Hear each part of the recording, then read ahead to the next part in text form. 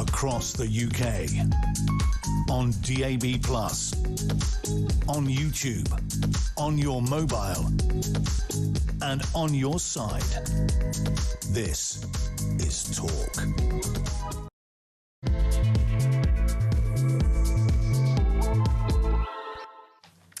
Hello, good morning. Lovely to have your company. I don't think I've ever had to have a day of work like this before, if I'm honest. Yesterday was a very difficult day, learning that a friend, a former colleague, someone I'd spent a lot of time with had passed away. Then as the day evolved and I came off air, the nature, the circumstances surrounding her death were revealed. And we learnt tragically that this small warrior of a woman who dedicated her life to public service, who had such bravery, she didn't care whether people agreed with her or thought she was being nice and kind or fashionable. She cared about her unmovable belief in God and her immovable belief in good. And to find that someone like her has been brutally murdered in her own home, her sanctuary, her refuge where she deserved to feel safe and secure. Now, we don't know what has happened, and I think it is important we don't speculate, that we don't fill the vacuum with fantasies and fears. Let the police get on with their urgent work. Yesterday, a man from Newton Abbot was arrested, a 26-year-old, and I think many of us thought that's good. They've acted quickly. They've caught the assailant. Now we need to establish the motivation. That's what's on the front pages of pretty much every newspaper. Yet I woke this morning to learn that the man arrested on suspicion of the murder of Ann Widdecombe has been released and is no longer part of the investigation, raising a huge wave of questions as to what has happened to Ann. You'll have to bear with me today because obviously I know so you can't even get the tense right, knew Ann very well. And there is no script. Nobody tells you how to think, how to rationalise, what to say, how to feel about a circumstance where not only someone that you care about has passed away, but it is a huge front-page national newspaper story because it's been a brutal murder. I have been emboldened and reassured and edified by some amazing tributes from across the political spectrum, deserved tributes from across the political spectrum. I've been horrified and disgusted by other people's reactions. And quite frankly, I, like many of my colleagues in politics and the media, are disturbed, are frightened as to whether there might be a motive that is political in nature. But what we cannot do is build our own speculation around, at present, what are flimsy bits of evidence. So today, I want to dedicate the show to Ann. I'm here for Ann, because Ann would have said, get on with it. Oh, come on, don't be so silly. Get on with it. So that's what we are going to do. She was always on the front line of the political fight. She loved her media appearances, she loved the audience, and she loved the joy, the information, and the entertainment she gave to millions of you, whether it's being dragged around a dance floor on Strictly Come Dancing, pugnacious debate on Channel 5, on ITV, on the BBC, giving rousing speeches in Parliament. That was her happy place. That's what she dedicated her whole life to. And so today, we're going to do the same. As per usual, I'm joined by the wonderful Peter Barnes, my Saturday friend. Hello, Alex. And we have detained Mark Dolan Yes. in the studio because, Mark, I mean, wow, you're in the strange position of being the last person to interview her. It's unimaginable, and I want to pay due credit to your broadcasts over the last 2 days, and just there speaking from the heart about someone that you loved and respected and that was your friend. And yesterday you summed it up with 3 words, which is be more Anne. Be more Anne. Right, all of us to be more Anne. Now, that doesn't mean be necessarily a robust Conservative or a Brexiteer or a reformer or anything like that. It means be authentic, be real, have your values and stick to them. And my goodness, what a rare creature she was. And it goes beyond the politics, a rare human being. So on this network, I've always seized any opportunity to have Anne on the show. I get excited, I'm starstruck. She had an energy. She had energy. Yeah. Believe it. And I loved winding her up. Oh, yeah. Yeah, and she used to say, "Let me finish, you silly man." Yeah. And of course she was right that I was a silly man. And even that from Anne, that was never offensive, that was tongue in cheek, and that was Anne's banter, you know. But so she was terrific. As you say, she relished debate. She loved battling with lefties, and also she was no stranger to friendly fire, arguing with fellow Conservatives, many of whom she felt had lost their way, and I tend to agree with her. So loved having Anne on. And in our previous place of work, Ann Widdecombe was a fixture on my Sunday night show. It was the only person that was on every single Sunday because she was that good. Yeah. And it was always a high point in the show.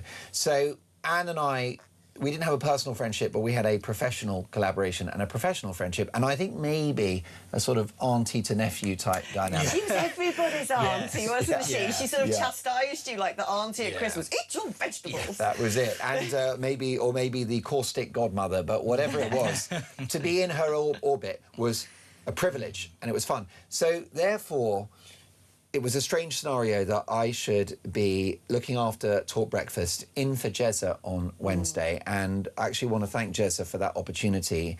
I just feel very lucky that I did get to engage with Anne on Wednesday, because there's a few reasons why. First of all, Talk was pretty much her #1 broadcast platform, and she lived for and relished these on-air appearances, as you mentioned. By the way, she had an excellent weekly Substack as well, the Weekend Widdy and the Wednesday Widdy. She remained a great writer. She was heartbroken when she lost the Daily Express column, but she pulled up her bootstraps and got back writing on Substack with a big audience there, big audience at Talk. So we're expecting a classic Anne performance on Wednesday, in which I put to her that if she had been in Nigel Farage's shoes, receiving £5 million, she might have declared it, been very upfront. So that was the thrust of the conversation. She was nuanced, actually, in her response to that conversation. Should we because, have a look? Well, that's it. It's better just to play it out. Let's just watch it. And the way Come on, silly man. well, I can't describe these things. tarrying. But obviously, worth pointing out that these were the last words we heard from Ann Widdecombe. Yeah, well, let's have a look. Do you think, Anne, that if Nigel had his time again, he would have declared the $5 million, notwithstanding that it was a gift?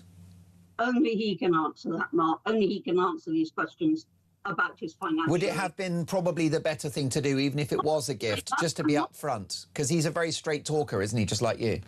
I'm not going to say that because I do not know the details. Now, there's a massive commentary going on at the moment from people who simply don't know the details. And if it was your $5 million, Anne, would you have declared it? If it was a gift from a friend, and my God, if I had $5 million, I'd give it to you, because you are 1 in a million, and you would be worth every penny. You'd be forced to have afternoon tea with me every day, but that's fine. Everyone has a price to pay. But if someone had bunged you $5 million, you would have declared it, Anne. Oh, I ideally wish I had friends who could tell me $5 million. I absolutely love it. I might or might not, depending on the circumstances. Now, and that is the crunch test here. You know, were the circumstances such that it should have been declared or that it shouldn't? Yes, you're quite right. I always erred on the side of caution. Right. I declared the last bunch of flowers because that way there could never be any question. We'll have to see. I'm not a mind reader. I can't say what we need to do. And always a joy and a deep privilege to have you on the show. We are your #1 fan. We look forward to catching up soon. My thanks to the redoubtable Ann Widdecombe, former Home Office Minister, broadcaster, best-selling author and politics legend. Wow.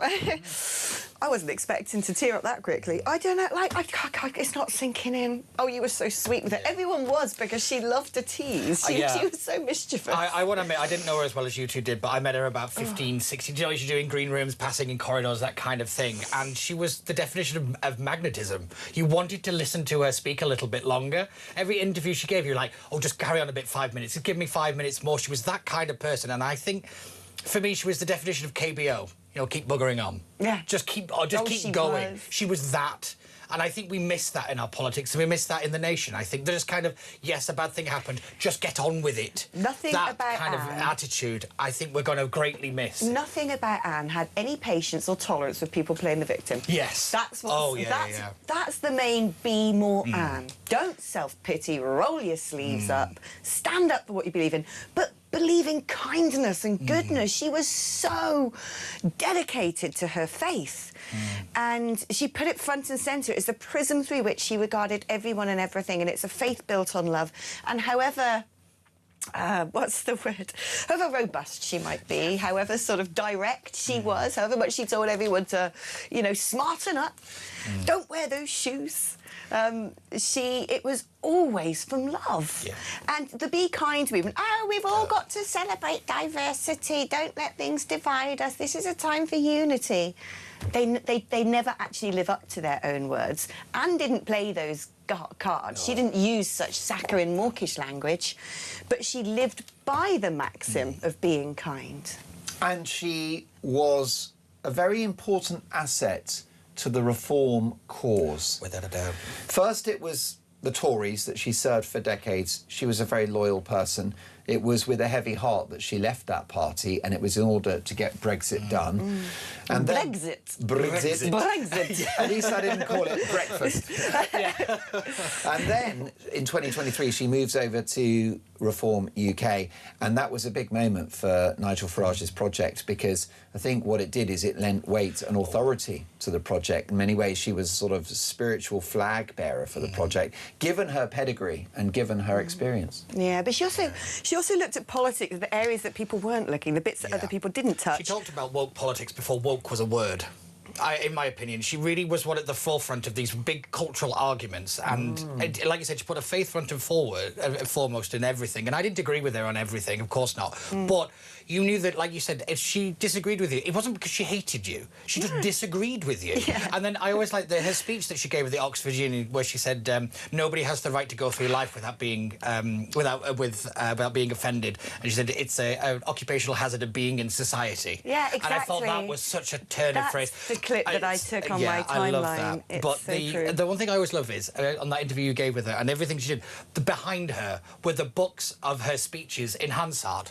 There were her parliamentary speeches. In those green books is actually her Hansard record. And she was so proud of her parliamentary record. It was her life. It was her life. She is the definition of a public servant. Yeah, it was the definition of it. Oh, well, we will, of course, talk a lot more about Anne during the course of the show. We will, of course, give you updates if there are any today. But like I said, let's pay tribute to this wonderful woman. Let's learn lessons from this woman who spent her life trying to teach us so many things. And let us not, like she said, she wasn't prepared to speculate over the Farage 5 million.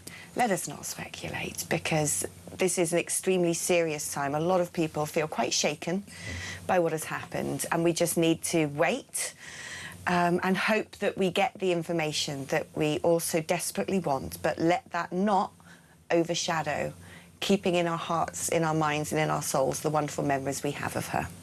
Mark, thank you so much for staying for a little bit extra. Yeah. We're going to take a short break now. If you want to pay tribute to Anne, or indeed we are going to do the show as per normal, KBO. So we will be covering other news stories. You can get in touch with the programme on 03444 99 1000. It's your normal network rate and all that. You can send me a WhatsApp message or leave me a voice note on WhatsApp with that number as well. 8722 is the number if you'd rather send a text message. If you're going to do that, like the word talk before you text, please. That way it doesn't bounce around the ping-pong of the Ethernet, but reaches our little Cape Canaveral here in Talk Towers. OK, see you on the other side.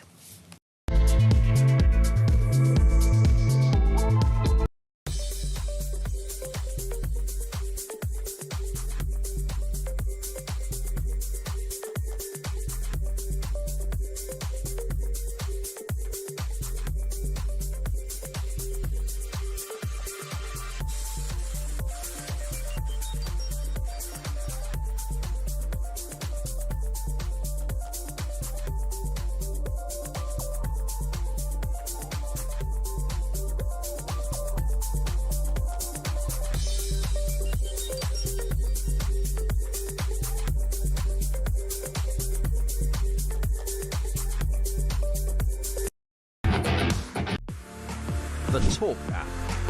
You can watch, catch up and listen to all your favourite shows and podcasts anytime, anywhere, all on the Talk app. Watching and listening to Talk just got easier. There's now only one place for the home of common sense. So head over to your App Store or Google Play and search Talk now.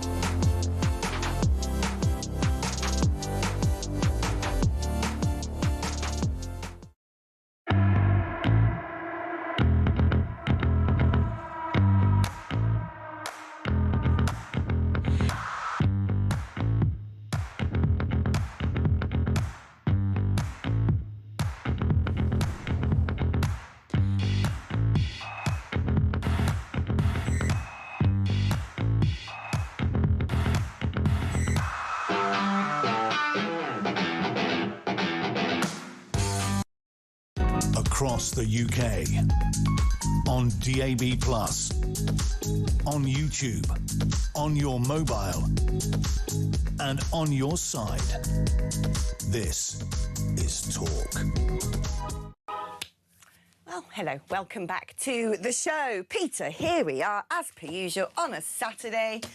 And really, there's one story on the front pages of every newspaper. I don't know what we can say anymore at this point. Yeah, I think you made a really good point here about not speculating, not filling the void. You know, I know what people are like and people are rightly concerned and all the rest of it, but we've got to let the police do their investigation. We've got to actually get the facts. I think that is so important. But, yeah, it is just... Like I said, I didn't know Anne as well as you did and all the rest, and most people here at Talk, but it's the fact that in the morning I saw the news and I was like, oh, that's quite sad, actually. But then it was that kind of... Yeah. She's only 78. It was the shock of, like, what, she's not here anymore. She's just been a part of politics and in my, like, sphere for so long that it's odd that she's not. And like you said, getting the tense right... that she's not here. Right. That is, I still find that very difficult. Some of us girl MEPs, my former colleague Christina, who's such a great friend to Anne, they used to organise sleepovers. Oh, that's adorable. Yeah, and go to Christina's house, or go down to Anne's house and just spend an evening together. And there was one coming up. Oh. And, you know, people might not know this, but I had heard on Wednesday night, Thursday night, I don't know what day of the week it is anymore. Thursday night. Thursday. I'd heard on Thursday night that one of my former colleagues had passed away, but the person who told me that, look, I think there's going to be some big news, said, I can't really tell you who it is. And I was like, oh, come on, you can't do that. You can't tell me that somebody I know is no longer with us. And he's like a big political name, but I've said to the family I've got to be discreet. And I said, come on, you can't do that. Anyway, so I phoned up the news desk and just said, look, heads up. There might be some breaking political news tonight or tomorrow, but I can't tell you anymore because I have no more information. I bet they love that. And I was speaking to Ryan, who was producing Kev at the time, and Ryan went, I think it's Anne. Because he'd been trying to phone her all day to book her on the show. And, I mean, that was where my mind first went as well, because of her age, really. And not that she was in any way unwell. Oh, no. She was very energetic, extremely fit, extremely determined. But then I'd spoken to Nigel. Nigel called me later on and said, and And then, yeah, it started coming out in drips and drops. I was getting information before anything was released publicly that the nature of what had happened was quite different to what people might have initially expected. But one thing that is, I mean, look, I don't really want to give horrible people unnecessary airtime, but in this instance, at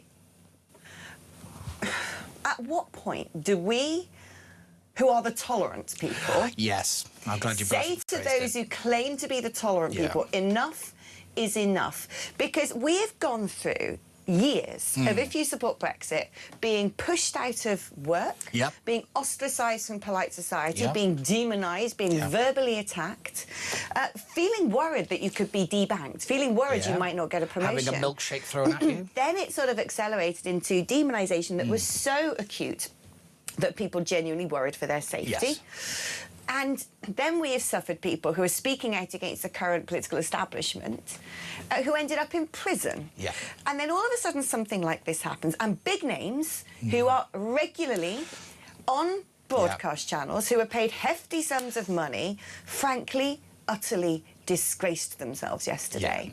And if that was someone, and we wouldn't do it, because we don't think that way. If a Labour big beast died, we would pay our respects. Which we have done. And probably admire them. But there were some people yesterday whose behaviour, whose own narcissism, whose look at me, aren't I so smart and cynical and clever, was abhorrent. And these people, because they try to demand that they are morally superior, that they can bully us, that they can chastise us, they can deride us and demean us, they get away with it every time. And I will say this today. This be kind, let's unite, let's not look back in anger is not going to be your smokescreen to continue to abuse people whose political views are different.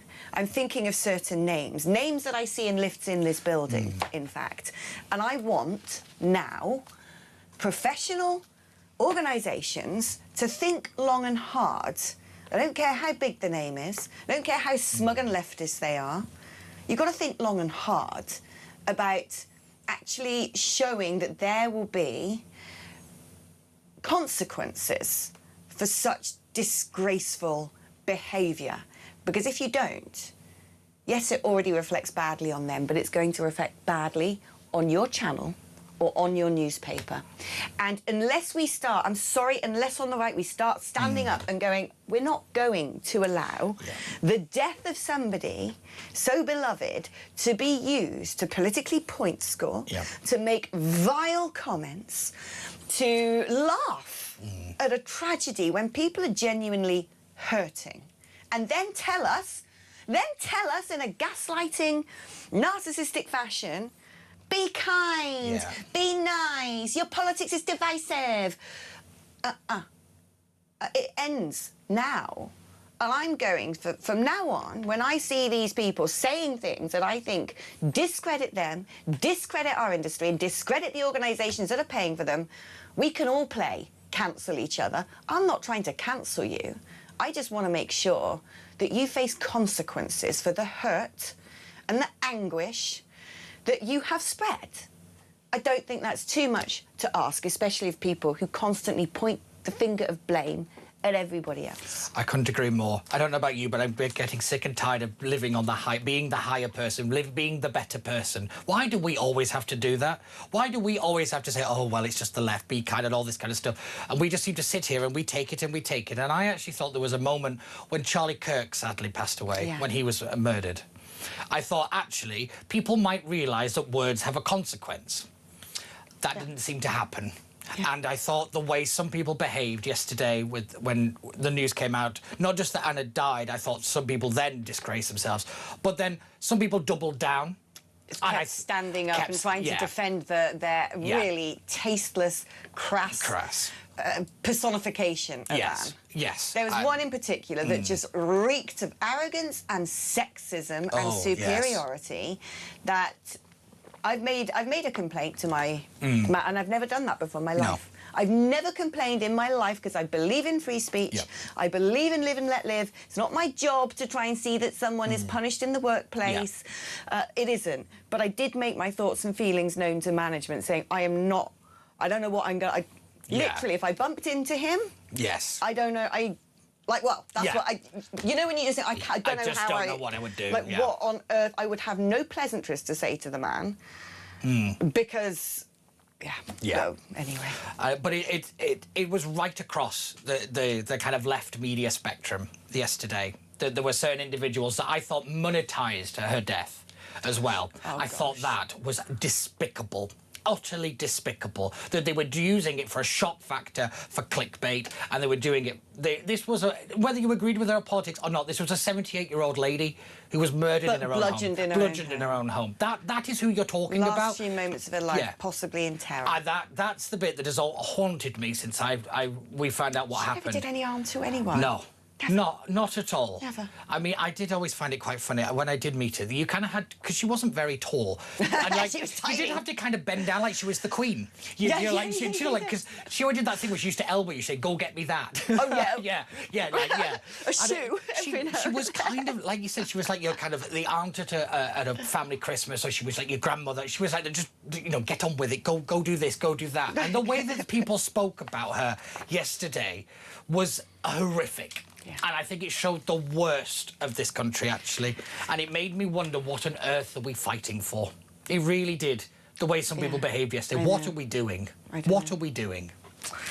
All right, let's do a couple of messages. Then we're going to take a break. Morning, Alex. We mourn the passing of Ann Widdecombe. She was known for her plain-speaking courage on issues of faith, life, law and Brexit. Her death adds to the sadness of losing another larger-than-life British character, principled, outspoken and unafraid in an age of cautious uniformity. The nation is a little quieter and a little less fun without her. Rest in peace, says Nikki in Bristol. I've got to go to bed, sorry.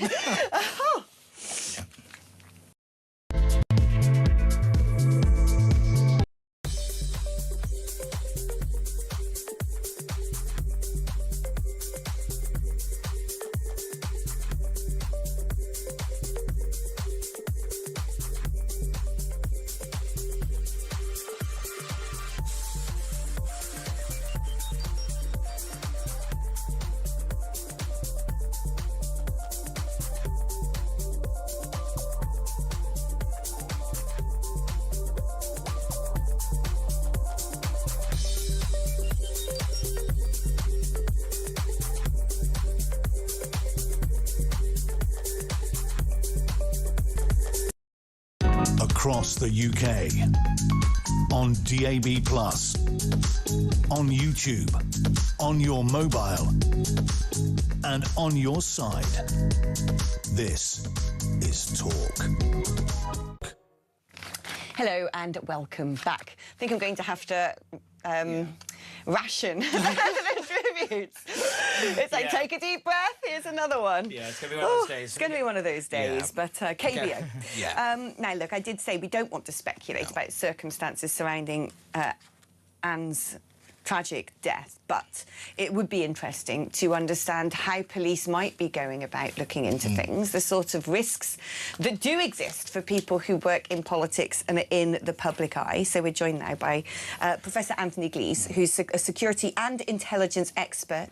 Thank you for joining us on the show today. Now, all we know is that a man who was arrested very quickly yesterday, a 26-year-old from Newton Abbott, the speed of his arrest had me believe that actually they were fairly firm that they'd got their person and there was a footprint. But this morning he has been released. What do you think has gone on with the police operation so far in that regard?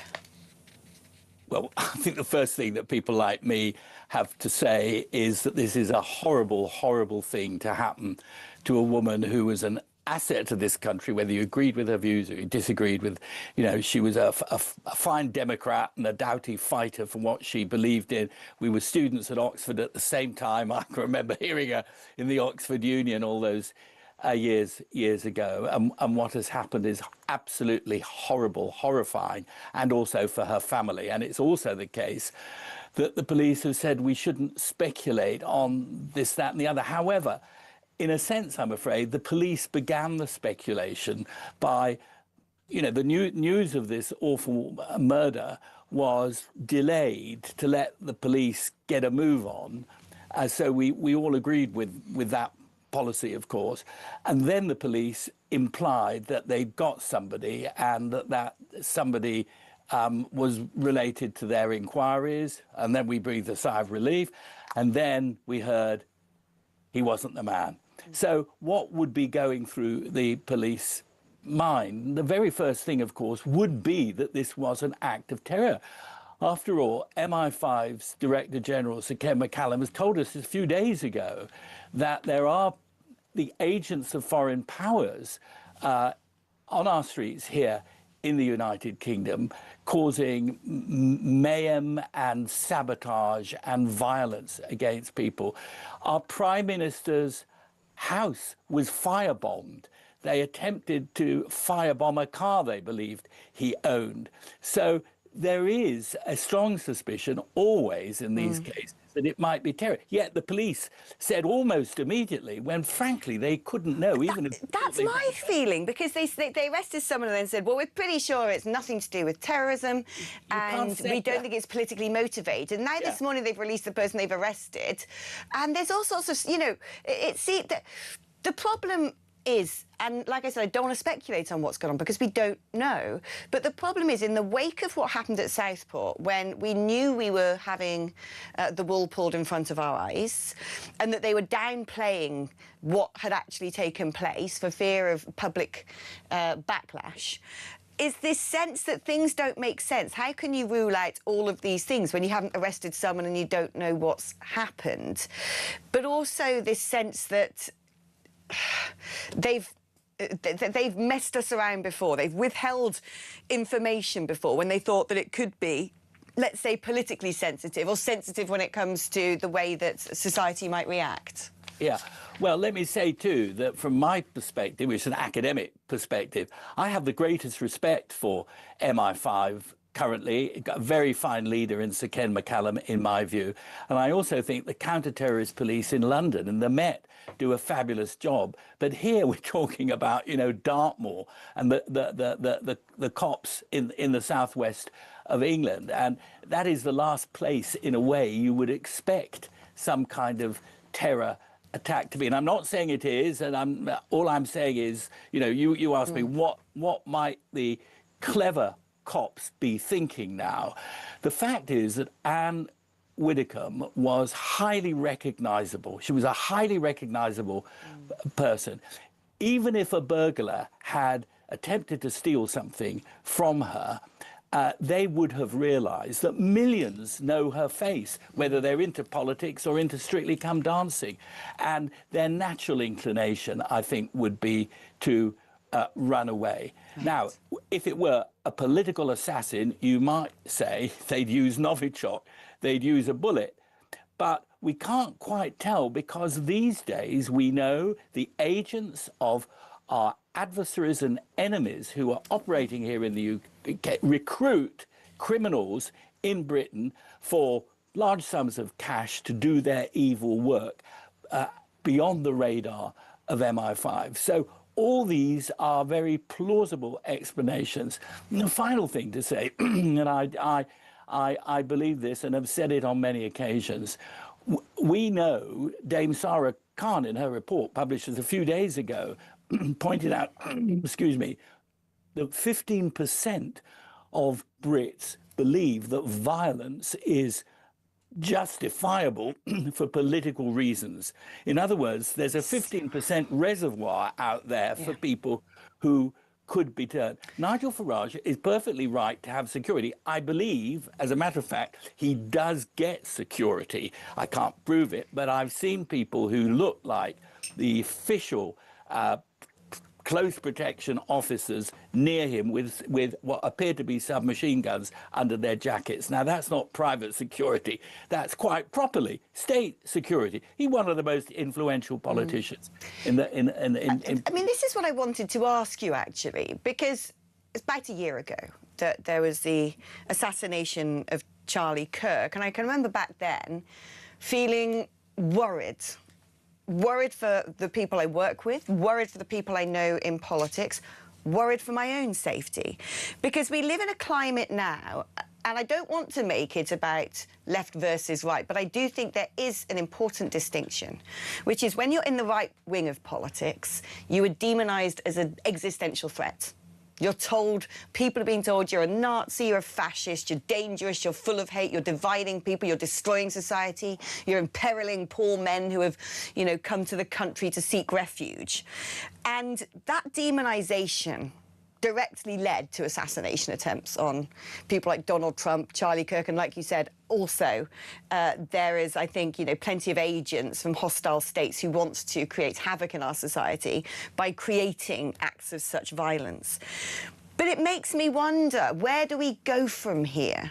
You know, what do I say to other female colleagues who put their head above the parapet and make robust political debates and then walk out of their buildings where anyone could know where you work? You know, everyone knows what time my show finishes. They can see, right? I come off air and you can Google where our studios are, and then I go and get on the London Underground and I have no panic alarm, I have no bodyguards, I have, you know, these things go through the heads of people who are on the right wing.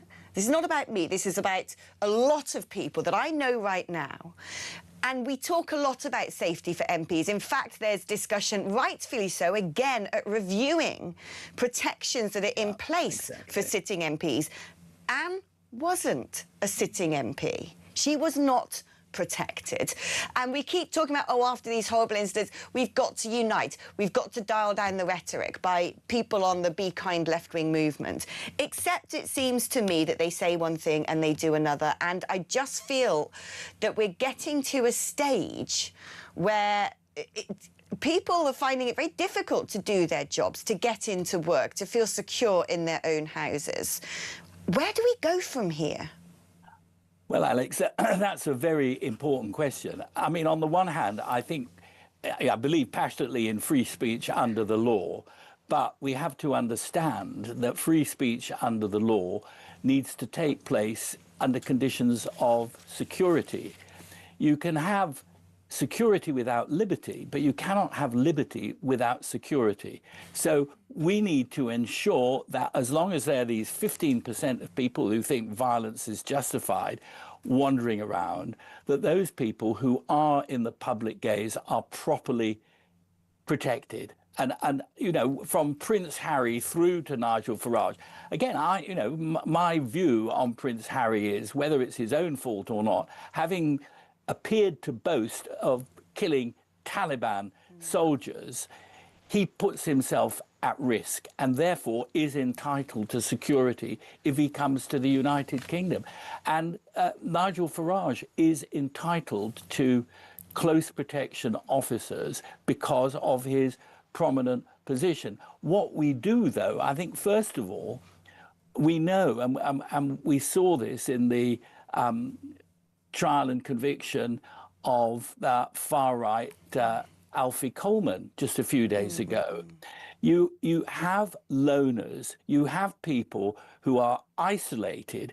They think social media is social, but it isn't actually. It reinforces isolation. Yeah. It puts them in touch with nutters like themselves, and it tells them how to carry out acts. So, you know, we need to be very mindful. If you've got a kid and they spend hours in their bedroom by themselves, they're not looking at saucy magazines. They may well be trying to find out how to kill and reinforce this, obsessive interest in violence. So you've got these two things. Educators, and I'm one, need to make sure that people understand the risks and the huge risks in what is wrongly. It's the asocial media, it's not the social media. And at the same time, encourage the cops, encourage MI5. Yeah. Don't say too much too soon, because you need us on our side. And if you say daft things straight away, there's no terror. Right. It means you think you've got something in your mind, but it may not be the case. Whether it's Novichok, whether it's a bludgeon, the weapon does not necessarily tell you what went on. But yes, this is a national security problem. I want to talk about. I want to go back to this comparison between right and left, because we live in extremely febrile political times. For all of the reasons you're saying, people are essentially being brainwashed, radicalised on social media, asocialised, and the algorithms push for more and more emotive content.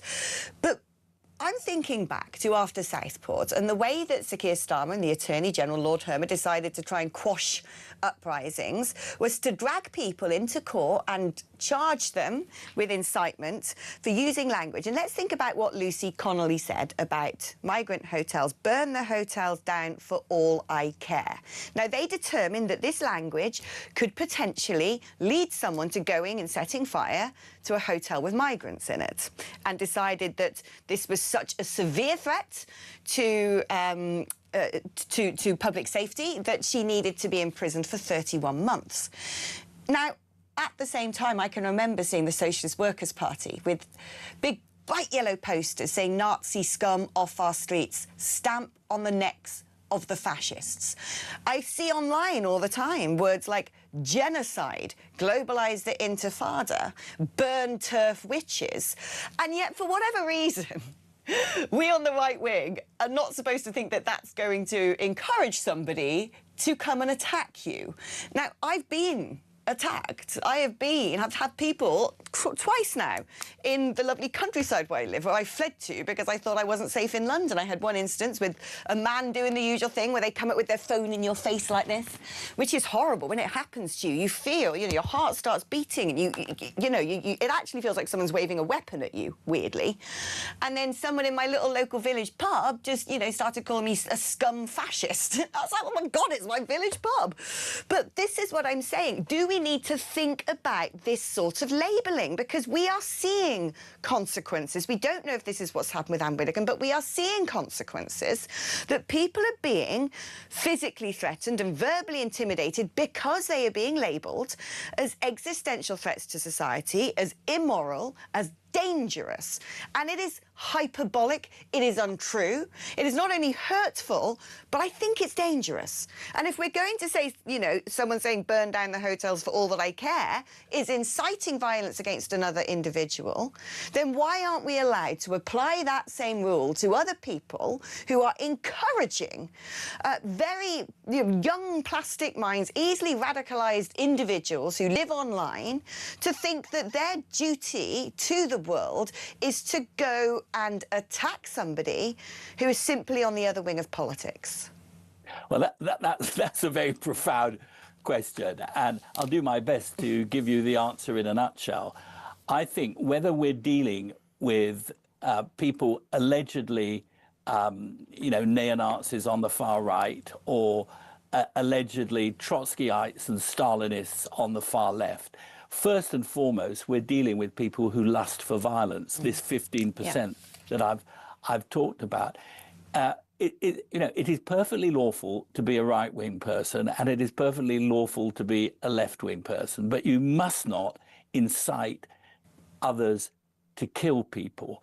And I think the case with Lucy Connolly, I mean, I've said it before, I feel the sentence was justified only up to a very limited point. In other words, I think she was given too heavy a sentence for what she did in the heat of the moment.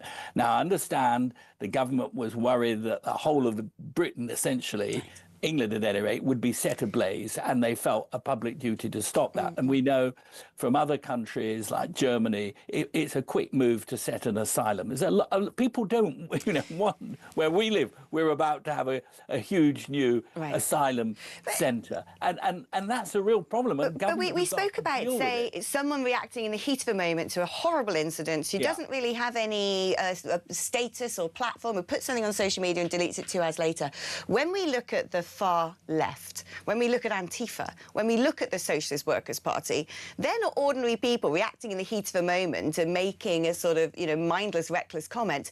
They're paying lots of money to have placards made up and distributed saying stamp on the necks. Yeah. And I Yeah, think, well- I basically what I want to ask you is, how at risk are we from the radical left? Because all we hear about is Islamic terrorism and far right. And we're not talking about the radical left. And yet I see this personally as such a dangerous rot in our society that is being allowed to just spread under this guise of being somehow the good people. Well, you know, again, it's a very big question by what we mean by the left. For somebody like myself, Palestine Action, for example, would count as far left. Yeah. And yet, if you look at the things that Mr. Zach Polanski says, he's the Green leader. He's meant to be talking about environmental issues. Yeah. All the time, he's trying to justify acts of criminal violence for a political purpose, that's the point, carried out by people who are Greens and on the far left. Historically, not only is the threat of violence posed by the far left, think of France, think of Germany before the Second World War, not only is that threat of violence the exact similar to the threat of violence from the far Nazi and fascist right, but at times the two sides have cooperated with each other in order to destroy the sort of country you want, Alex, and the sort of country I want, where you can express your views, you take a democratic vote, and then that's it. I mean, I can, you know, remember an England when politicians did not need protection, when they could come and talk, and people like yourself, celebrities, were safe. So that what you want is not to be had. It can be had, but it can only be had with a sensible understanding of what it is we're dealing with. And I would also say, I think the internet and the so-called social media play a big role in making each individual that they're entitled to act out their crazy fantasy. I'm a law and order person. That's why I'm on the right of politics. I believe in keeping to the law, using the law, but keeping to it. And, you know, years ago, I complained about the fact that radical Islamists are allowed to tour the campuses of British universities, completely unpoliced spaces, preaching violence. And then everybody, you know, was surprised when we had all these bomb plots in Britain connected with students, some at my own university at that time, Brunel University. You know, I've had students who have turned to terror. So, and we were doing nothing about it. So free speech, yes, free speech under the law, it must be protected. There are these 15% of nutters out there, and parents and teachers need to identify them. You know, I mean, this was also the case with Ruda Cabana and others. They are identified only very superficially, and the PREVENT program, that doesn't seem to work either. But yes, you're right. Historically, far left and far right are similar threats to the decent left and the decent right and the decent centre. We're building a society for our children and grandchildren.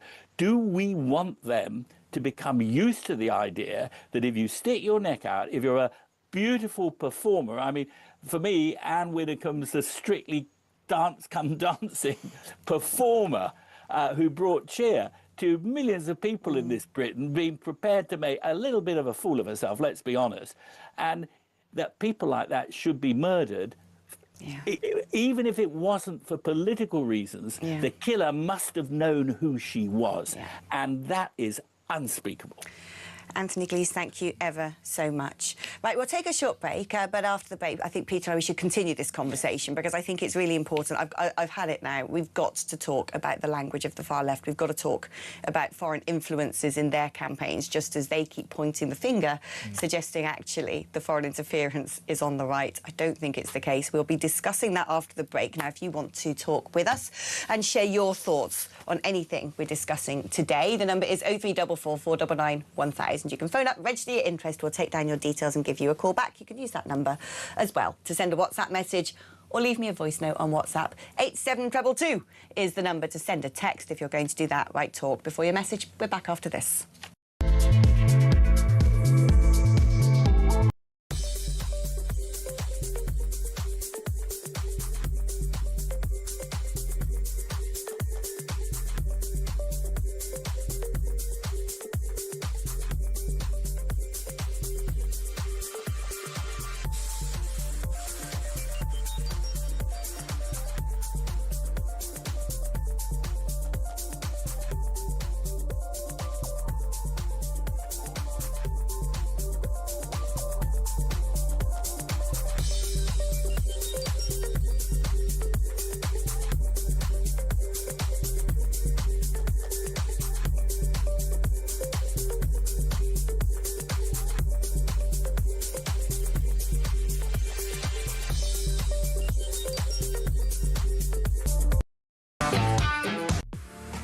the Talk app.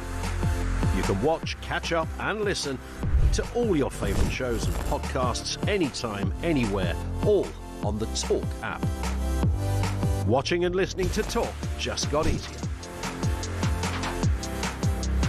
There's now only one place for the home of common sense. So head over to your App Store or Google Play and search Talk now.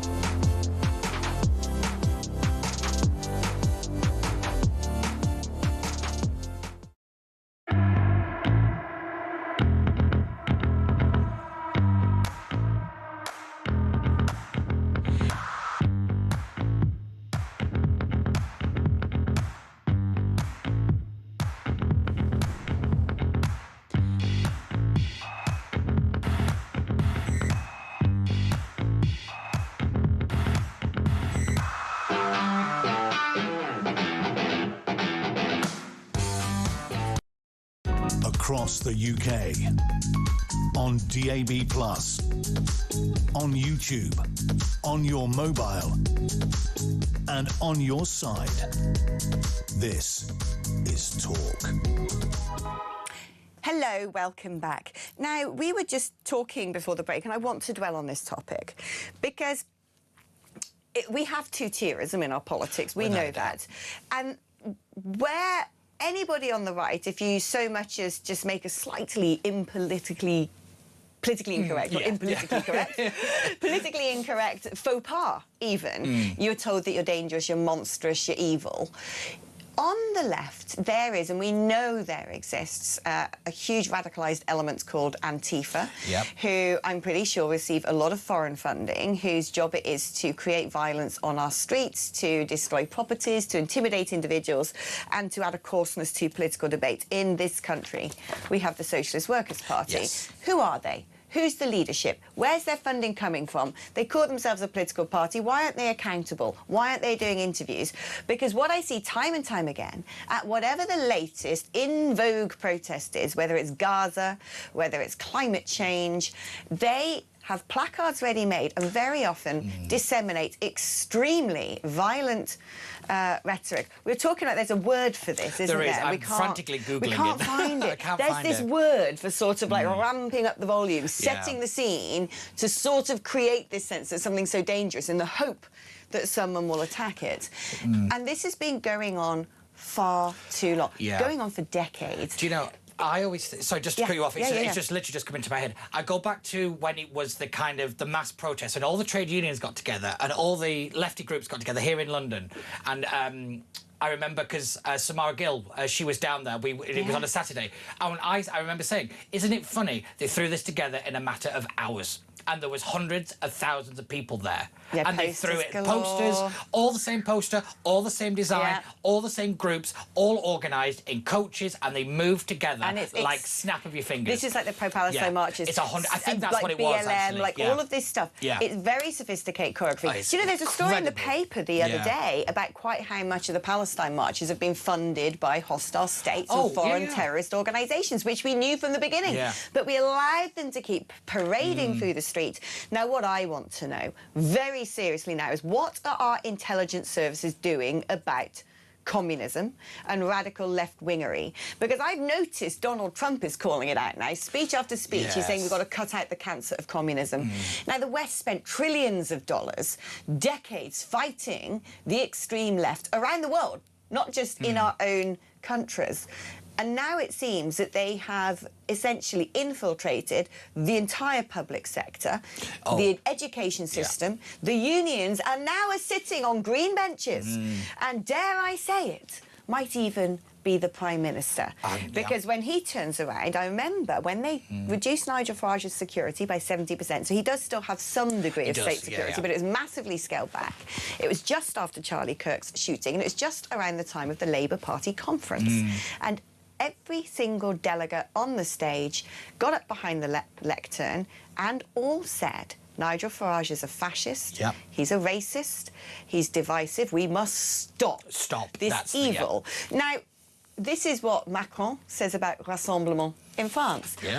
It's not we want to beat them or we want you to have our politics. It's the language of we have to stop it. Keir Starmer himself in brackets at any cost. Said the exact same, used that phraseology. He said, I can live with the Conservatives taking over, but we have to stop Reform UK and we have to stop Nigel Farage. Right. It was the way that they used the word stop. Stop. And the Thank prime you. example is look at how the German state have turned on the AfD.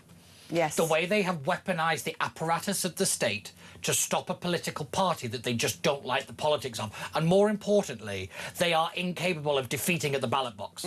That's the big thing now, is that they are using the kind of machinations and the apparatus around them to stop them because they don't know how to defeat them in the public square. I mean, it's the same here. The debate around political party funding is funny, isn't it? Because for decades, the Conservative and Labour Party were dragging in tens of millions of pounds.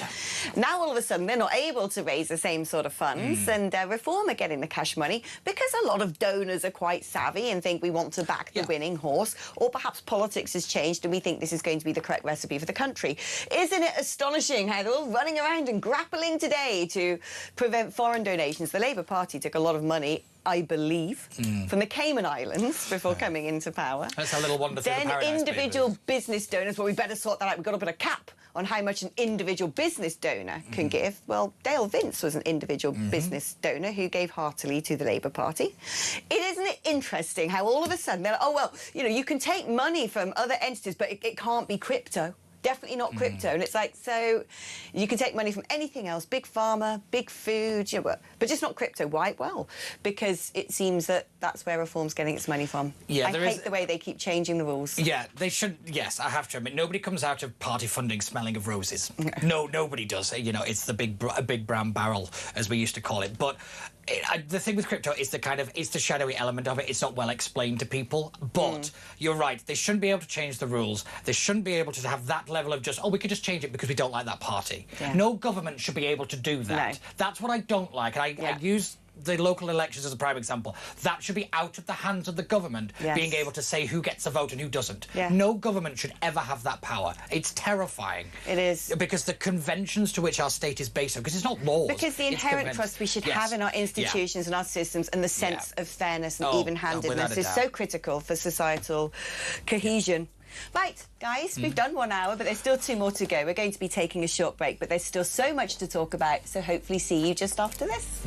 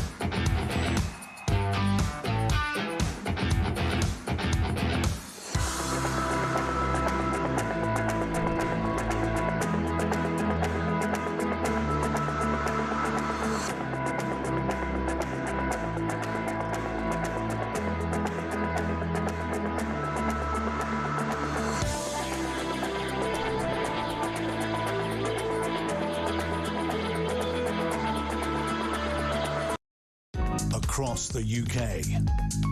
On DAB+, on YouTube, on your mobile, and on your side. This is Talk.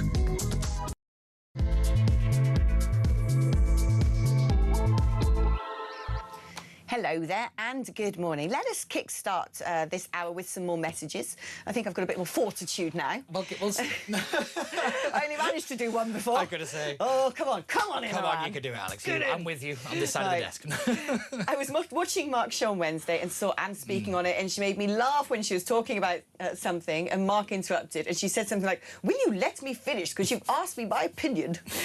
Carol from Clacton. I know. That she was so matronly. Yeah.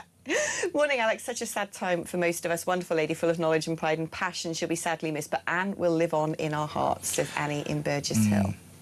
I was devastated to hear about Ann Widdecombe. What an amazing lady. She had principles, morals, and always spoke her mind. If only she had been Prime Minister, this country would have been on its feet.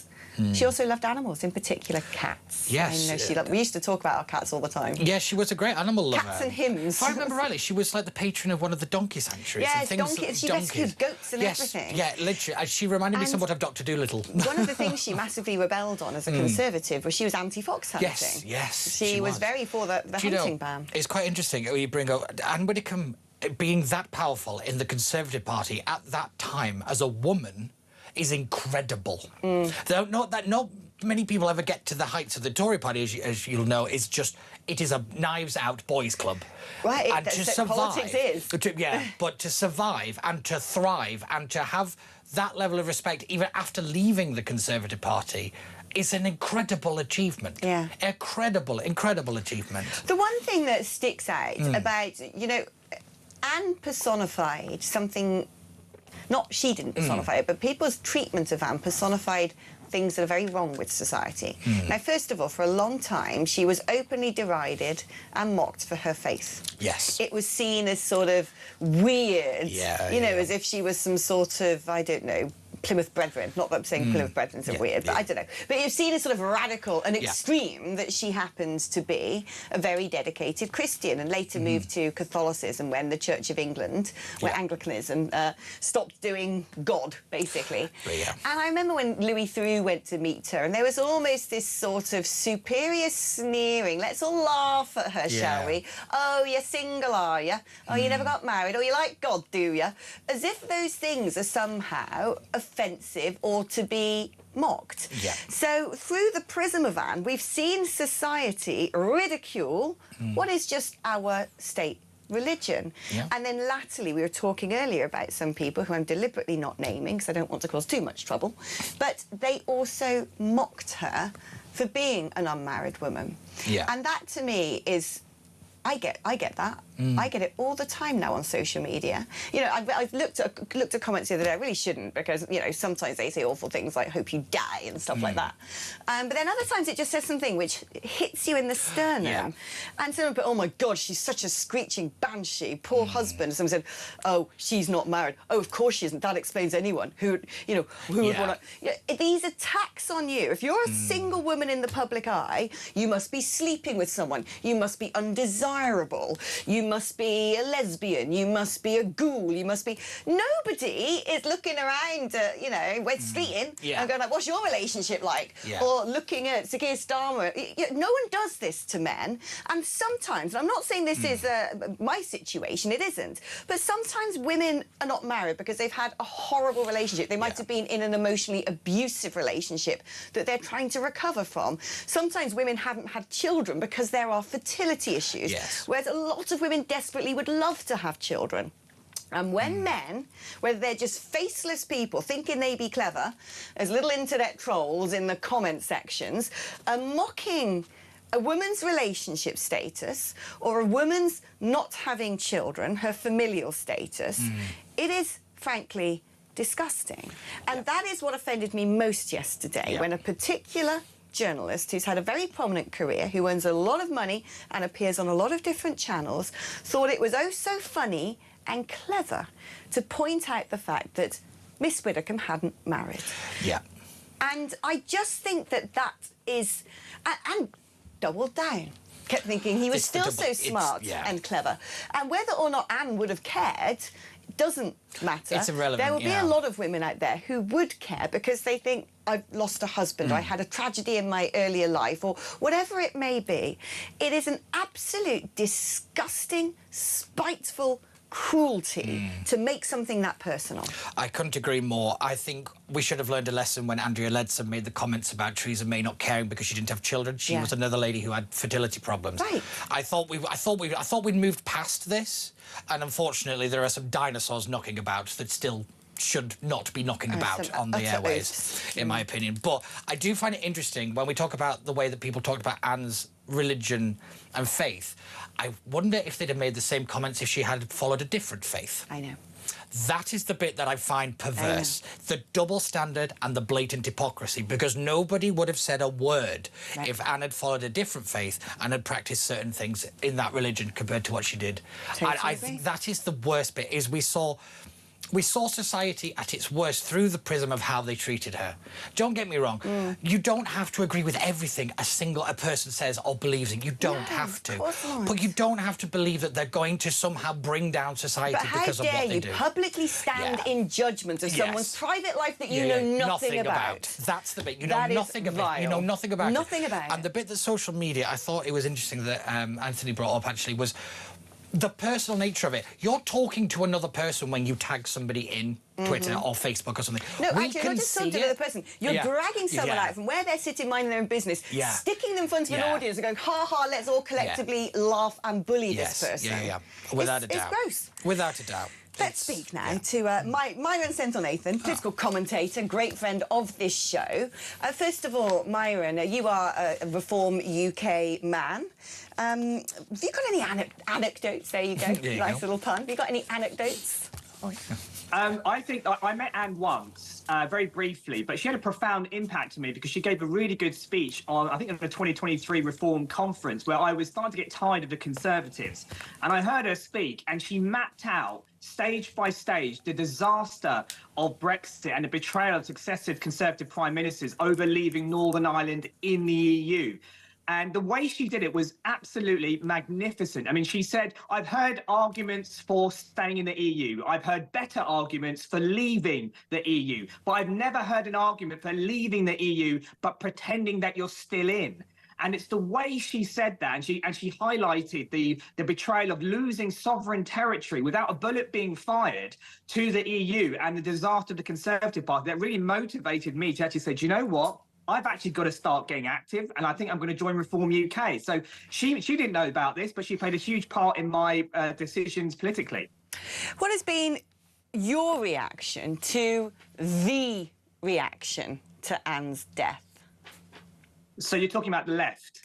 Well, yes. I mean, look, there are people I'd love to commend and praise, and there are people who I disagree with politically and who disagree with Anne politically who have given such wonderful, honest, sincere tributes to her. And I don't want to pretend that, you know, what some of the more horrible sentiments have been across the board. They have not. But we certainly saw, someone had put on X, actually, right?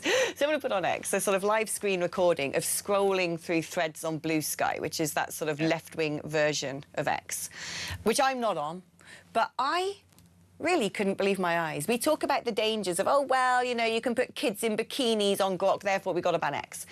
When you look at what the left say on Blue Sky, I mean, jeepers, for want of a better word, it is extreme, it is insightful, it is radical, it is brainwashing. As far as I can tell, that entire platform should probably be closed down. And I'm not one to say that about social media and platforms and free speech, but there's some of the things that people have posted from screen recordings in threads on that site give me grave cause for concern, and frankly, I think should give concern to our agencies. Yeah, social media is innately dehumanising. That's the first point to make. But you make a point about the left. Now, the left there's an old cliche saying how the right think the left are mistaken, but the left think the right are evil. And why does that happen? It's because the left have invested their whole identity in an ideological universe.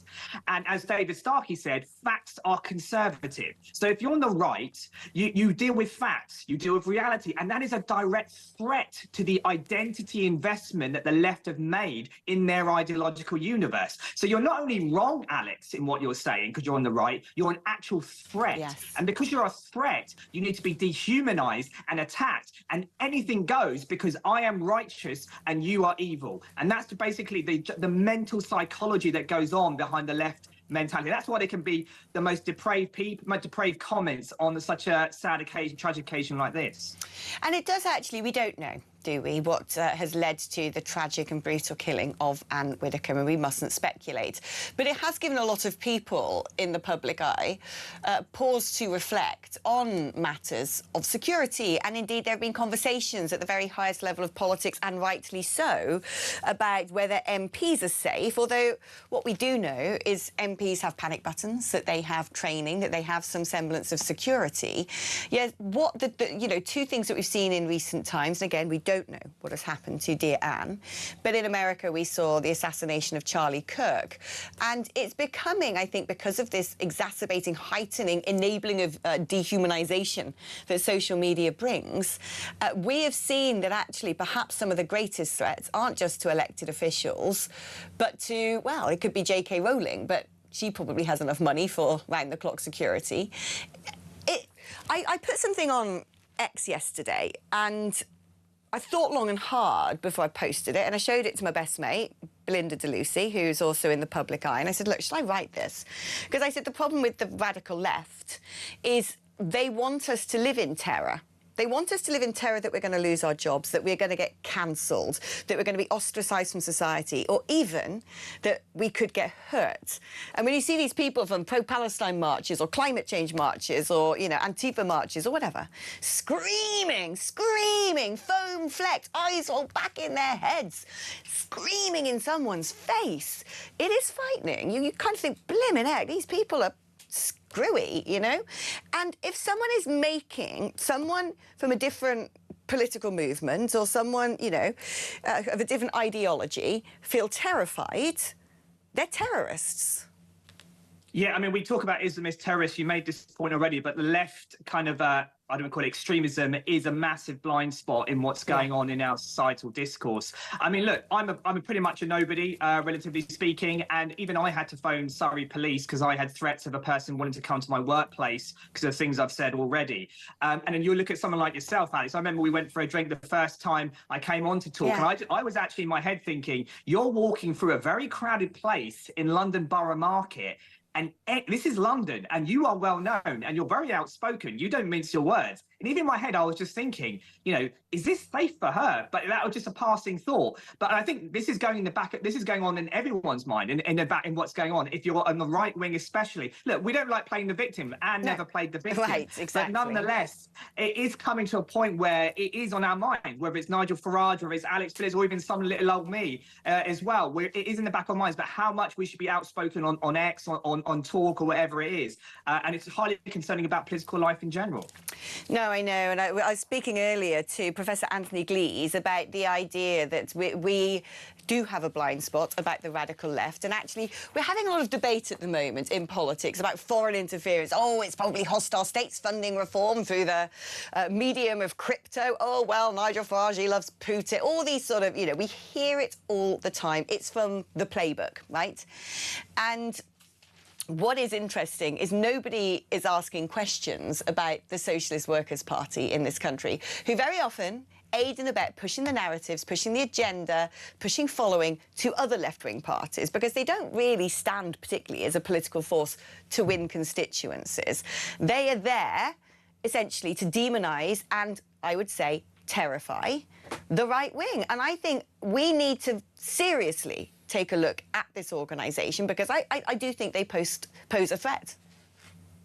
Yeah, I mean, I don't know much about that organisation, but all I can say is, look, No, well, exactly. I think that proves your point. But I mean, you mentioned donations to the Labour Party. I mean, all donations to political parties stink, but that is the political system. That is the way it works. But £4 million from the Cayman Islands to the Labour Party, and then you've got things like the cancelling of elections, the collusion between the Conservatives and Labour cancelling elections. You know, you've had Richard Tice reporting the National Crime Agency for potentially leaking things, the kind of algorithms that have been changed that proposed to be changed in social media, and it just drips by as if it's just normal stuff. This is horrendous. This is absolutely crazy, nut job stuff, and which it just drifts by because much of the establishment, and it sounds conspiratorial these days to say that, but it is true. There is an establishment consensus where they just kind of say, we are right.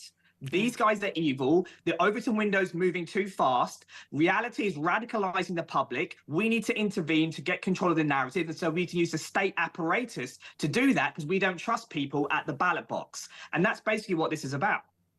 Do you know, it's interesting. The other day, 4 days ago, I had posted something on my timeline, pinned it on X, right, about all these things we're talking about. And I read it back yesterday and it sent a little shiver down my spine because this is what I wrote. The establishment playbook is the same across the West when it comes to crushing populism, which is actually the will of the people. So it's actually crushing democracy, in my opinion. Number one, first demonise, use words like fascist, far-right and division. Number two, accuse them of not being serious politics. Number three, cast doubt over people's health, medical records, their fitness for office as leaders. Number four, dig around for financial irregularity and office error, anything to launch a broad lawfare attack. Number five, try to sow splits internally via moles and conspiracies, set up fake contender parties or leadership challenges. Number six, accuse populist parties of foreign intervention, especially Russia. Number seven, change the rules of the plebiscites from party funding to constituency boundaries to voting age to the voting system, postpone, cancel or even redo elections when the vote doesn't go the intended way. Number eight, form super coalitions in order to keep the populists out, even if it means appeasing communists and Islamists. Number nine, hope that someone carries out an assassination attempt. And I put what terrifies me is that the machine is already doing 1 to 8. And then this was before, you know, anything happened to Ann Widdecombe. We don't know what's gone on here. But we're seeing this happen. You know, this sort of onslaught. I'm not saying that there might not be irregularities to interrogate within reform, but it's very clear that there's a deliberately manufactured setup now of lawfare where they are being reported for things, and then it's being reported that they've been reported for things, and that becomes a headline. It's a play I've seen a lot of time in politics. The same scrutiny is not being applied to any other party. The ganging up of the other parties to stop reform. And what is terrifying is, like I said, 1 to 8 on my list has been executed by the establishment. Now we saw it happen with Trump. We've seen it happen in France with Marine Le Pen, who I think is only being allowed to stand because Jordan Bardella was proving more popular than her. I think they've actually decided it might be to their advantage. But what terrifies me is that final point, the idea that, you know, you create a hostile environment in which somebody gets directly physically threatened, that their security is at stake. And I'm terrified that we've sort of worked through the conveyor belt of all the other very cynical, quite sinister tactics. And when does that one come online? Yeah, Alex, you're echoing basically what Dominic Cummings said as well, and I read your tweet. I mean, look, people will say you've got your tinfoil hat on, but there is a systematic pattern. Yes. You can't deny, and I think, look, two things can be true at the same time. You know, there could be stuff that reform should have investigated and, you know, follow certain procedures and so on. But at the same time, you can see a drip by drip situation that is going on. I believe they've got something on their spreadsheet and they're going like, week 1, we'll do this, week 2, we do this, week 3, we do this. And it's a drip, drip effect, that attrition that is leading to the kind of demonisation of Nigel Farage and reform. So I do think two things can be true. But it's so funny, isn't it? And Nigel Farage is always painted as an establishment figure because he went to Dulwich College and he's a wealthy individual. He's surrounded by wealthy people. But the reality is the definition of anti-establishment is that you always seek refuge in the people. That is the definition of anti-establishment. The definition of establishment is you seek refuge in procedure, process, etiquette, rules, committee. That is the definition of establishment. So Nigel Farage is an anti-establishment figure. I think he's deeply threatening to Whitehall. And like I said, Dominic Cummings said they will throw everything they can and potentially break the law and they'll throw that at Reform and Nigel Farage. And I think we're starting to see the beginnings of that escalate. And the question Nigel had to ask during this by-election was, how long am I prepared to let this go on for? Regardless of whether he's innocent about the 5 million or not, how long can this drip, drip, drip situation go on for before it just paralyses Reform and their whole political clout? Myron, it's wonderful catching up with you, my darling. Let's have another drink again soon. Now, before we go to break, quickly, Peter, your thoughts on this whole idea of there being... Here goes my little tinfoil hat. Yes. It's not a tinfoil hat. Not a tinfoil because hat it exists. Right? I think, not just political operators can see it. It is quite clear now to most people in the public. And look, political tactics have been used by all sides against each other, but there is very much, it seems now, a sort of copy-paste process which is being used in the West to try and control the forces of populism. Oh, I don't doubt it, but my criticism is always, if we knew it was coming, why didn't you build a firewall? Why didn't you do something? That's my criticism. It is entirely... Yes, it is happening.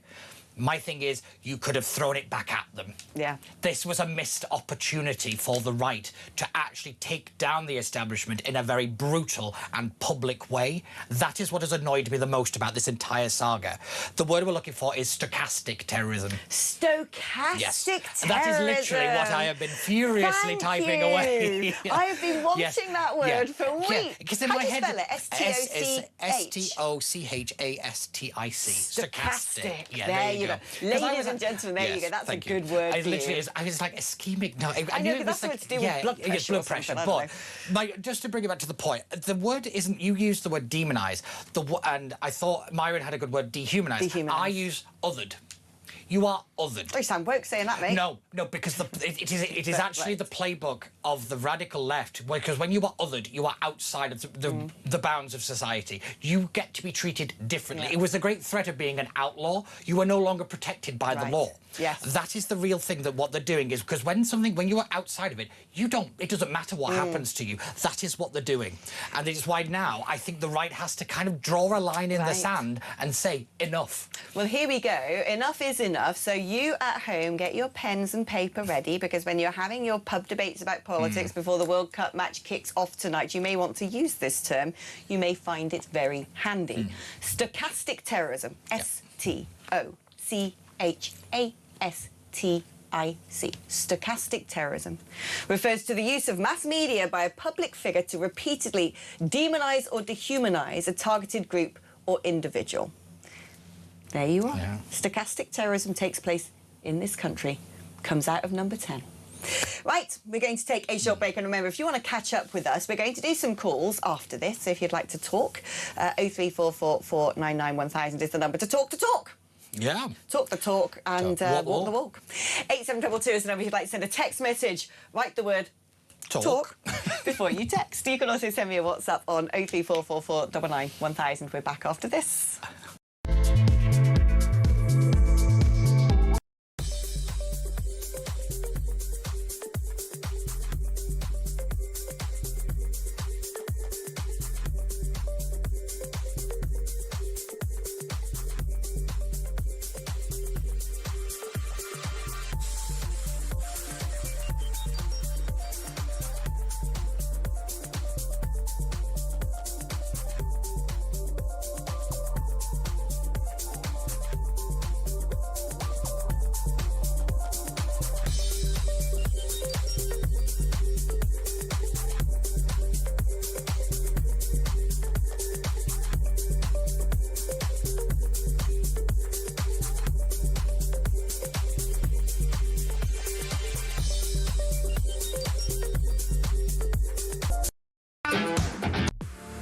The Talk app.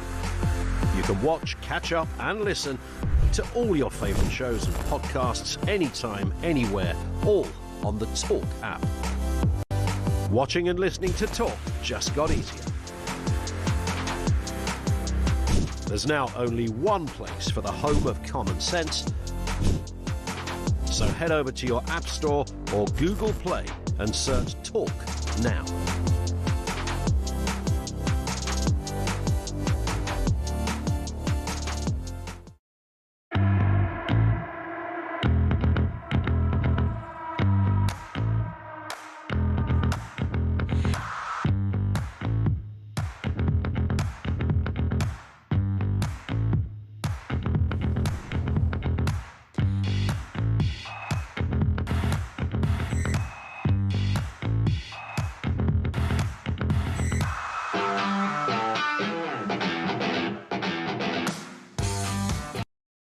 across the UK. On DAB+, on YouTube, on your mobile, and on your side. This is Talk. OK, I'm going to brave some messages.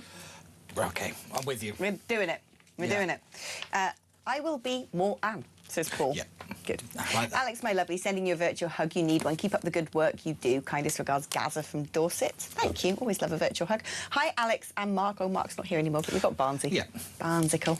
I'm 81, and I remember when Hugh Gateskill died in 1963. My lovely mum said he was a good man, although he was Labour. Yeah. Says Pam. Alex, Anne was a true patriot, a legend. When I took my late 92-year-old mum in a wheelchair to a reform meeting in Cornwall, Anne stopped, spoke to mum and shook her hand. Mum was well chuffed and said to her, thank you for all you do. Anne was a great lady. She actually loved seeing meetings in public. It was her energy. Yes, I remember going to the launch of the Brexit Party at here in London. I think it was at the XL. And it was like a big fanfare. I was like there. Yeah, I didn't actually. We didn't know each other then. But, no, I know. I remember her coming up onto the stage, and she gave a speech. It must have been half an hour. I don't think she looked at her notes once. No. I don't think she looked... She just knew it. There are a lot It was incredible. There are a lot of politicians who need those sort of invisible, ghosty auto cues, the sort of disappearing, sort of it's invisible the one where they have the side eye Yeah, look. and they look like that, and they look like that, and they look like that. And I've done it before with a speech at a conference where I sort of wrote my speech the night before and read it. And then I've decided latterly, I sit here and talk for 3 hours without notes. I don't have any notes.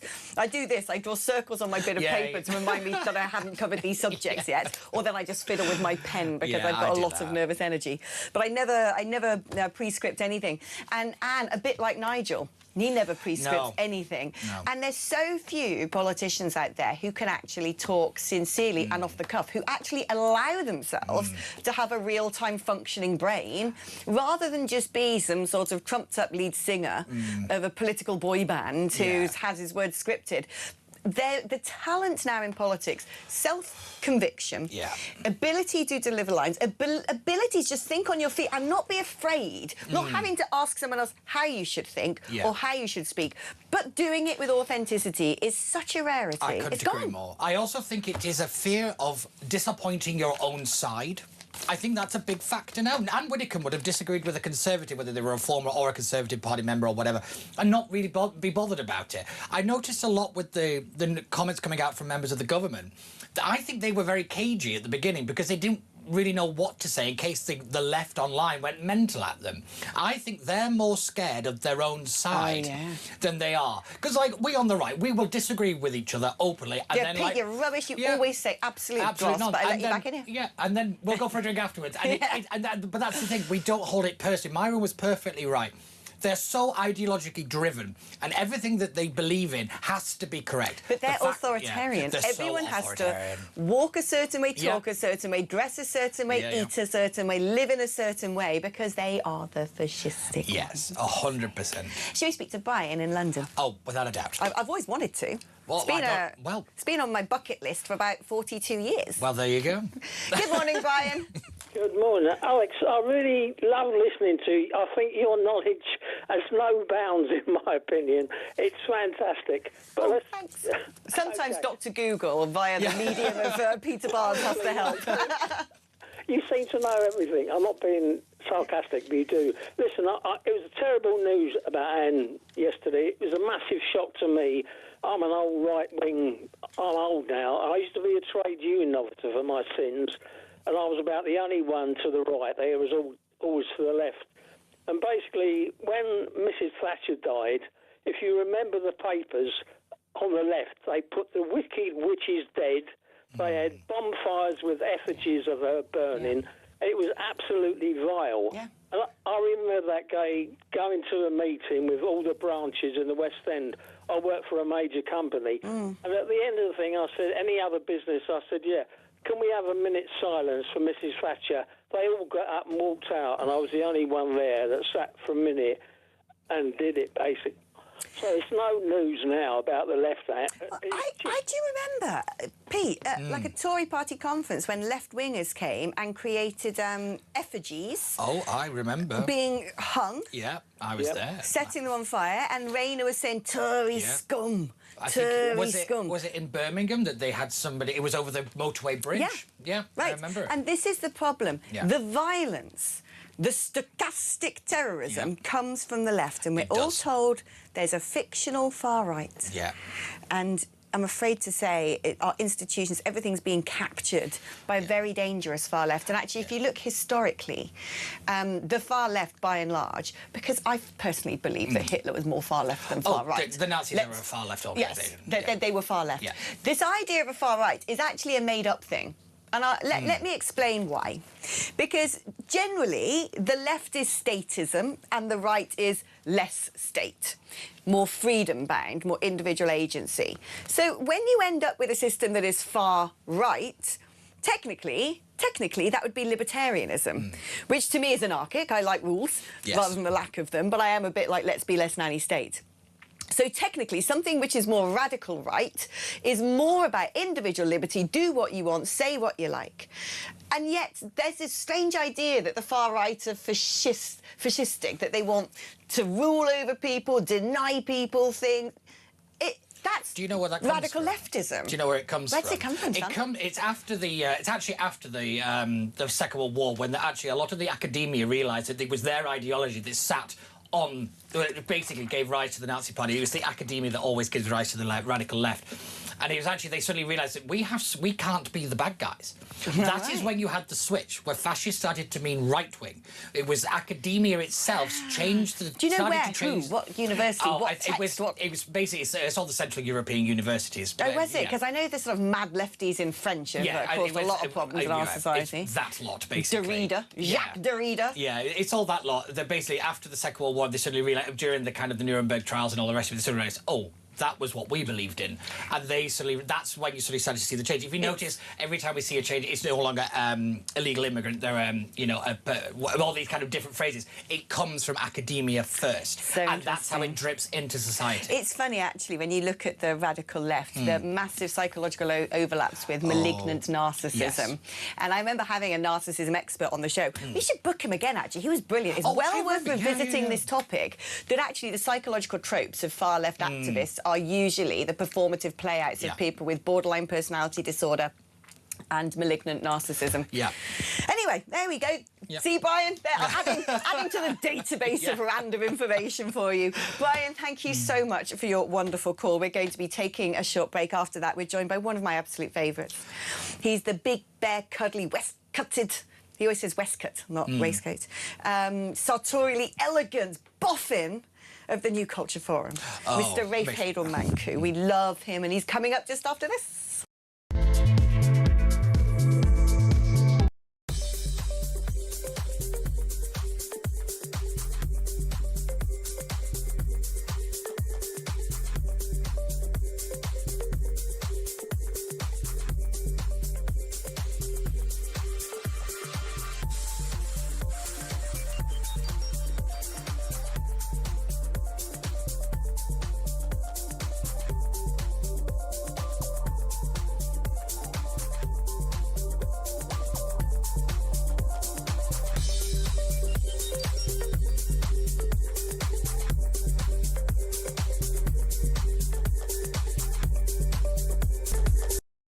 Across the UK, on DAB+, on YouTube, on your mobile, and on your side.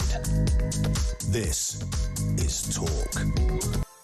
Hello, and welcome back. And shall we just get him in here? Because we love him. Virtually get him in here. Oh, yeah, of course. Yeah. Because sadly, we don't have him in the studio. He's always with us. His presence is omnipotent. Yes. Or omnipresent. Omnipresent. That's now omnipotent tautological. It's omnipotent is knowing everything. Yes, omnipresent is being everywhere. Saying your presence is omnipresent feels slightly tautological, like saying two twins. Yeah. Anyway, I digress. Good morning, Rafe. Good morning. Great to be here on this lovin'. Oh, there you are.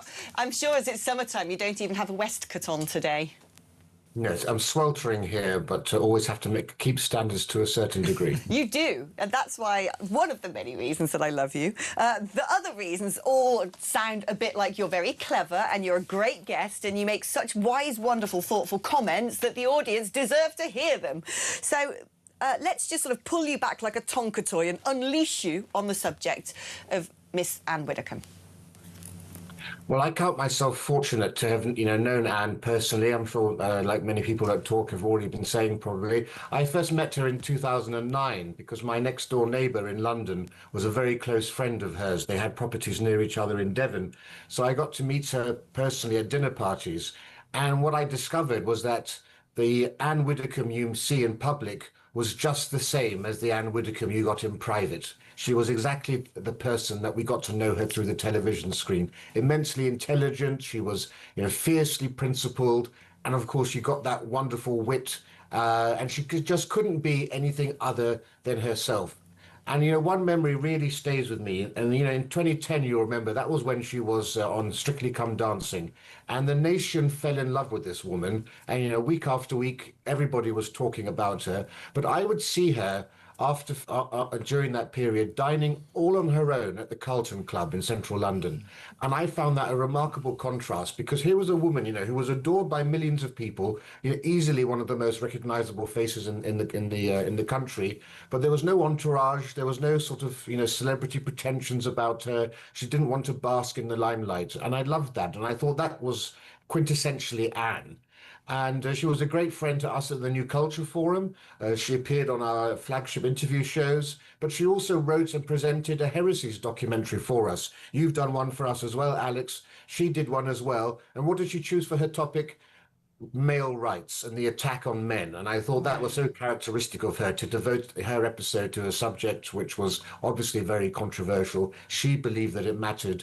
And then in 2021, she travelled every week from Devon to our offices in Westminster to co-host our first ever live show with audience participation. And she never charged us for that. We had to force her to take payment for her train ticket. So she took the train cover, the train fare, but not a penny more. And that really showed, I think, the measure of the woman. But what kept, her heart beating and blood coursing through her veins was politics. It was national debate. It was faith. It was actually this idea of doing something, dedicating your life to improving the functioning of society.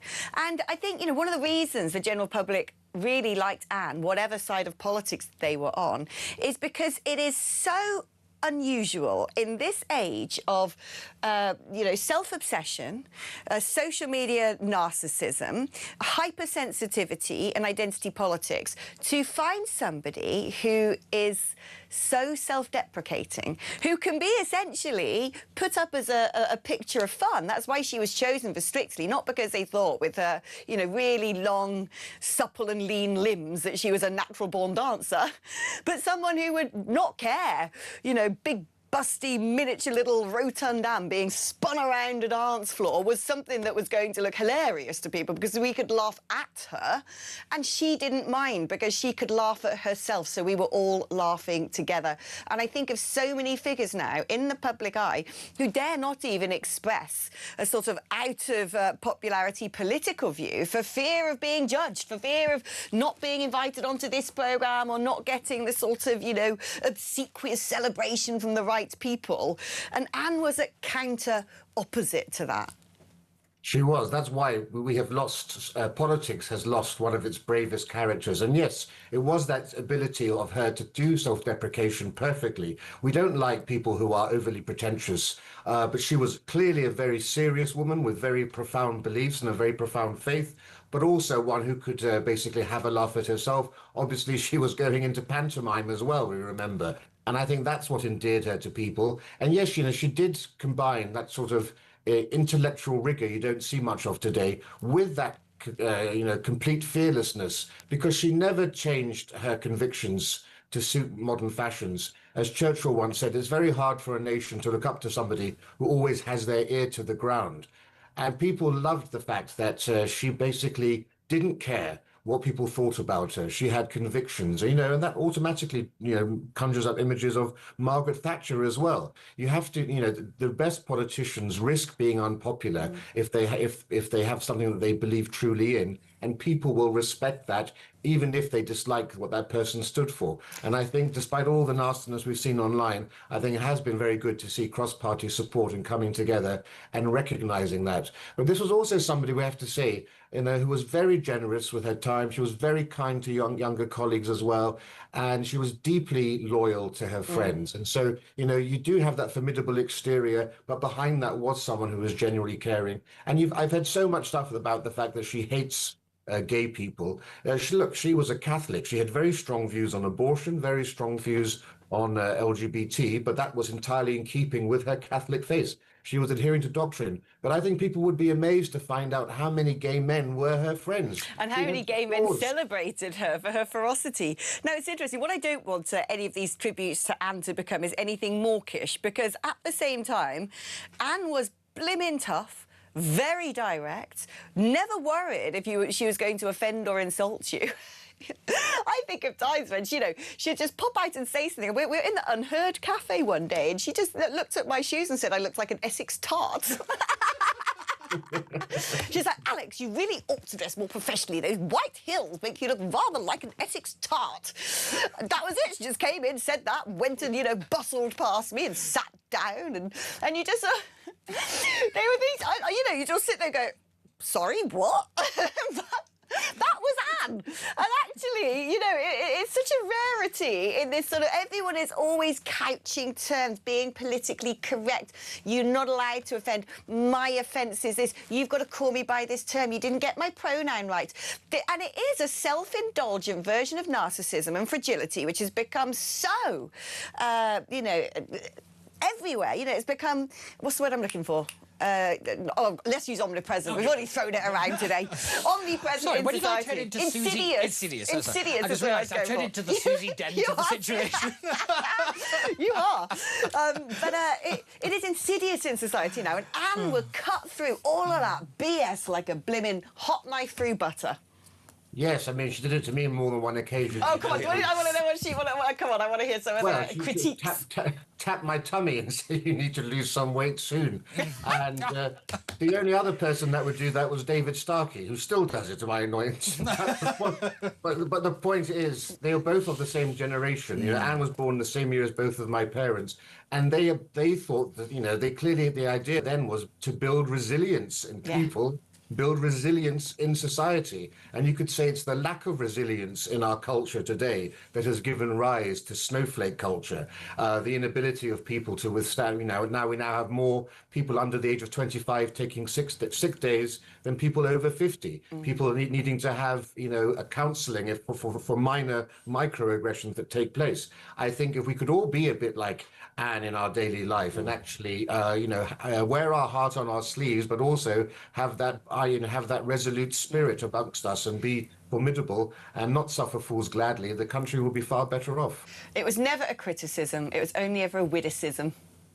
Anyway, Rafe, thank you ever so much. What a wonderful, wonderful tribute to Anne. And I just thought to myself, can you imagine, right, we'll never see this day, and it's such a shame. I would have paid good money to watch Donald Trump meeting Ann Widdecombe. Oh, can you imagine? God. Can you have one this side, one down here, and she would be like, you, Mr. President, and I reckon he'd have loved her. He'd have just been like, what's this? What is this phenomenon? That is a Netflix comedy the world has been denied. Anne and Don. Anne and Don. Oh, my gosh. Anne and Don. It'd be like the new When Harry Met Sally. It would have been incredible. Anne and Don do a road trip across America. Rafe brings up a really good point there about her LGBT views. Right. I am sick to death of the left using gay marriage as a political litmus test. It's not your litmus test. There are lots of gay people who don't actually agree with gay marriage. Also, by the way, I'm sorry you disagree with something that a 2,000-year-old holy book says. You don't get to change it. It's not say we dislike people. I don't agree with gay marriage. I'm a Christian. Perfectly right. I believe in civil partnerships. Yeah, I know loads of gay men. Totally believe in civil partnerships. Yeah. And if someone wants to be blessed and there's a vicar or a priest who wants to bless them, but trying to force an institution to change the words of its holy book, basically. Which is what they would, What? Yes, I couldn't agree more. I couldn't agree more. And he's perfectly right. There are so many gay Conservatives who actually loved Ann Widdecombe. Yeah. So the idea that she is somehow hated because of her views is absolute categorical nonsense. And it's actually one of the bits that's infuriated me is the way that people have brandished that as some kind of weapon against her. Yeah. And actually, as Rafe perfectly points out, there's a lot of gay men and women who loved the woman. Yeah. And I think it is despicable. Well said. Thank you. Sorry, that one sticks in the craw a little bit. Good. I like it. When we like getting things out of the craw. It's somewhat therapy. This is a craw liberation process. Yeah, craw liberation. Craw liberation, just for you on a Saturday. And we started a new political movement. Amidst the stochastic terrorism, we will have our witticisms ready for a little bit of craw liberalisation. Oh. Anyway. On that note, let's take a break, because when we come back, we're going to change gear quite dramatically and talk about the sport, because, of course, huge World Cup match. I can't believe I'm finding myself looking very much forward to the football, but I am. Sorry, did you get miracles are taking place. We're going to be discussing what might be in store for the big clash between England and Norway after this.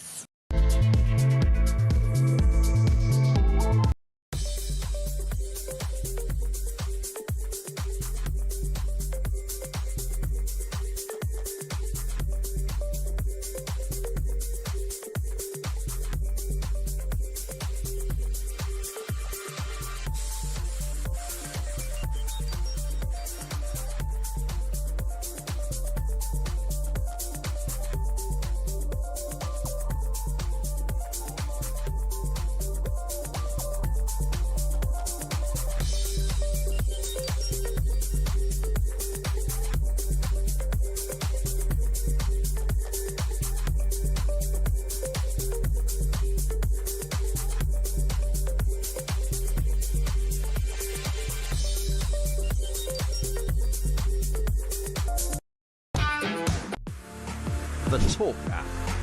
You can watch, catch up and listen to all your favourite shows and podcasts anytime, anywhere, all on the Talk app. Watching and listening to Talk just got easier. There's now only one place for the home of common sense.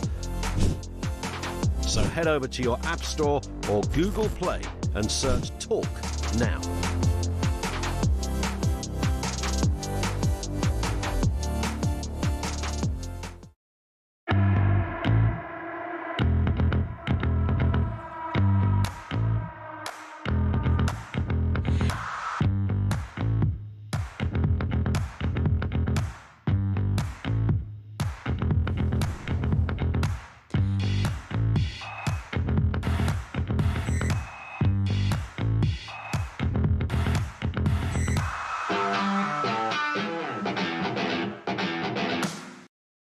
Across the UK, on DAB+, on YouTube, on your mobile, and on your side. This is Talk. Hello, welcome back. I'm going to confess something, because we have all just been in floods of laughter, if that's the phrase. Like, I've lost the will to form sentences, because I'm joined in the studio by the brilliant Hugo Chambray, talk sport reporter, who I have actually had in the studio before, but I'm very forgetful when it comes to names. And it didn't say, it just said, you know, next guest, Hugo Chambray, talk sport reporter. Normally it will say Zoom or studio. That wasn't there on my screen. So during the advert break, I said, oh, what we got coming up? Oh, yeah, Hugo Chambray. And I said, Hugo Chambray, that's a really sexy name. Is he as hot as he sounds? He was blooming standing there, wasn't he? I had to hide under the desk. I was so embarrassed. So anyway, the football. Yeah, let's get on with getting on. Let's not make eye contact. OK, tell me, what is going to take place tonight? Because all I know is there's a man with better hair than me who seems to be far better at scoring goals than everyone on the planet, and he could be a problem for us. And you're, of course, referring to Harry Kane and not Erling Haaland. England are playing Norway in a World Cup quarter-final tonight, and the man with the luscious locks who cannot stop scoring goals for his club side Man City is playing for Norway in their first ever World Cup quarter-final against England. And Harry Kane is England's top man, England's captain, England's leading goal scorer in the tournament, and he will be hoping he can get the better of his Norwegian adversary. They will play the winner of Argentina against Switzerland. That happens later on tonight. Last night, Spain overcame Belgium. They scored late to beat them 2-1, so they'll play against France in the other semi-final. So we are really getting... apart from Argentina, it's otherwise all Europeans, it seems. Yes, it is, exactly. When it could look, I'm not... I know nothing about football. I'm learning. But I can't profess to really understand much of it. But it seems to me that our job tonight is just going to be to stop that man from getting a ball. Or is it more complicated than that? You know, do they have sort of a depth and breadth of talent through all the positions? Or is it simply they've just got this goal-scoring man-mountain of a machine who, if he gets anywhere near that ball, he's just like a wrecking ball? Yeah, I mean, he is a wrecking ball if he gets the ball, and that's certainly something England will be trying to stop. But Norway's team is not just Erling Haaland. They've got Martin Odegaard, the Arsenal player. He's very talented. They've got Oscar Bob. They've got some decent players. Erling Haaland's certainly the best of them. But if you look at the sides on paper, you would have to say that England are a significantly stronger team. They've got, you know, Jude Bellingham. I mentioned Harry Kane. Anthony Gordon had a brilliant game against Mexico. Oh, that little dude who's sort of, yeah. So yeah, that's my football commentary. Potentially one of the dudes. Yeah. Yeah, England are stacked with talent. They had some injury concerns going into this game. Thomas Tuchel has said that basically the squad is fully fit. He's not worried about anyone's injuries. Everyone was in training yesterday. So hasn't there been a bug going around Norway there? Declan Rice had some sick. Oh yeah, there was. I thought it was the Norwegians who had the bug. There was some squad sickness going. See, you know more than me. There was some squad sickness going around Norway. They've now got over that. Declan Rice on the England side, he had food poisoning. We think he's now over that, or at least Thomas Tuchel's saying he's over that. So yeah, it seems both squads fully fit, raring to go, but we would just hope that England can get the better of them. The stronger team on paper can deliver in the big moment and get through to the last four. It's interesting, isn't it? Because this is happening in Miami, and as far as I know, the stadium is not air-conditioned, it's not protected from the elements, and it could have sort of temperature feels of up to 40 degrees, which certainly looking at this should say, well, English people don't have much familiarisation or habitualisation with that climate. Hardly do Norwegians either. But what does that mean when it comes to a test of physical fitness and resilience? Does that mean you have to keep subbing people in and out? What sort of measures might need to be taken to be able to... I mean, are we likely to potentially see a slower game with a lot more passing rather than a sort of, you know, quick, high-paced game? I think against Mexico, I think we saw a lot of energy being expended, you know, very similar conditions in the Azteca. Yeah, the thing about Miami is it's very hot and it's very humid, so there are already concerns about thunderstorms potentially delaying kick-off, but in terms of what it might do to the game, to the strategy, it's difficult to say. There are these hydration breaks that come halfway between each half, so they do give players a bit of a respite. England have benefited from those as tactical opportunities to change up the game, to get some coaching from their manager, Thomas Tuchel, but it's a real question. England might feel that they are the fitter, faster football team and try and sort of break the Norwegians' fitness, or, as you say, they might try and slow the game down, try and conserve their energy, make some substitutions late, because England also have some top players coming off the bench, you would think. Can they try and win the game in the last sort of half an hour? What about the curse of the right back? See, I don't know anything about football, but I do pay attention to the headlines. We've had a bit of a weak spot there, haven't we, with sort of selecting players who weren't everyone's first pick and then having injuries and having a bit of a vacancy. When you've got a striker that is he a striker? Erling Haaland, who's a sort of, you know, such a powerhouse. Does that pose a real sort of defensive weakness? Yeah, it will do, and England have had problems at right back, absolutely. They have had an injury to Reece James, who we now think is fit, but even before the game, Thomas Tuchel saying he'd be surprised if he plays the entire match. Jarell Quansah, another one of England's right backs, who actually was playing quite a decent game against Mexico. He then got red carded during that game, and his one-game ban was upgraded to a two-match ban, so he's not fit for this game. If England win, he wouldn't be able to play in the semi-finals either. So Reece James, you would imagine, will start at right back if he is fit, but if he can't last the 90 minutes and, you know, that there is a possibility of extra time and penalties in a game like this, we will have to see. But right back has certainly stolen a lot of the headlines for England. It's a position that all the fans are particularly concerned about because, as you say, Thomas Tuchel didn't take Trent Alexander-Arnold, who's a world-class right back. He didn't take some other players that people would have liked in that position. Now, you've got to run out and do your bulletin because I've detained you a bit too long, but very quickly, prediction of score. I think England win 3-1. There you go. Well, Hugo, we'll find out tomorrow, won't we? Thank you ever Fingers so much. crossed. You can now crawl on your hands and knees under the camera in an elegant fashion. Right, ladies and gentlemen, if you want to get in touch with the show about anything, you should see what's going on down here in front of me. It's the glamour of television, let me tell you that. If you want to get in touch with the programme, the number to call is 03444 99 1000. You can also use that number to send a WhatsApp message or leave me a voice note on WhatsApp. 87222 is the number if you'd like to send a text like the word talk before you message. There you go. They actually put up what we call ulay in the business, underlay, some pictures. So Hugo was able to sort of walk out in a more gamely fashion, though he chose not to. Right, let's take a quick call before we go to the top of the hour break, and let's speak to Ian, who's in Cambridge. Good morning, Ian. Yes, morning, Alex. How are you? Very well. How are you? Alex, yes. Yeah, how are you doing? What do you want to talk about? Well, just about Anne. Very, very sad to hear of the loss.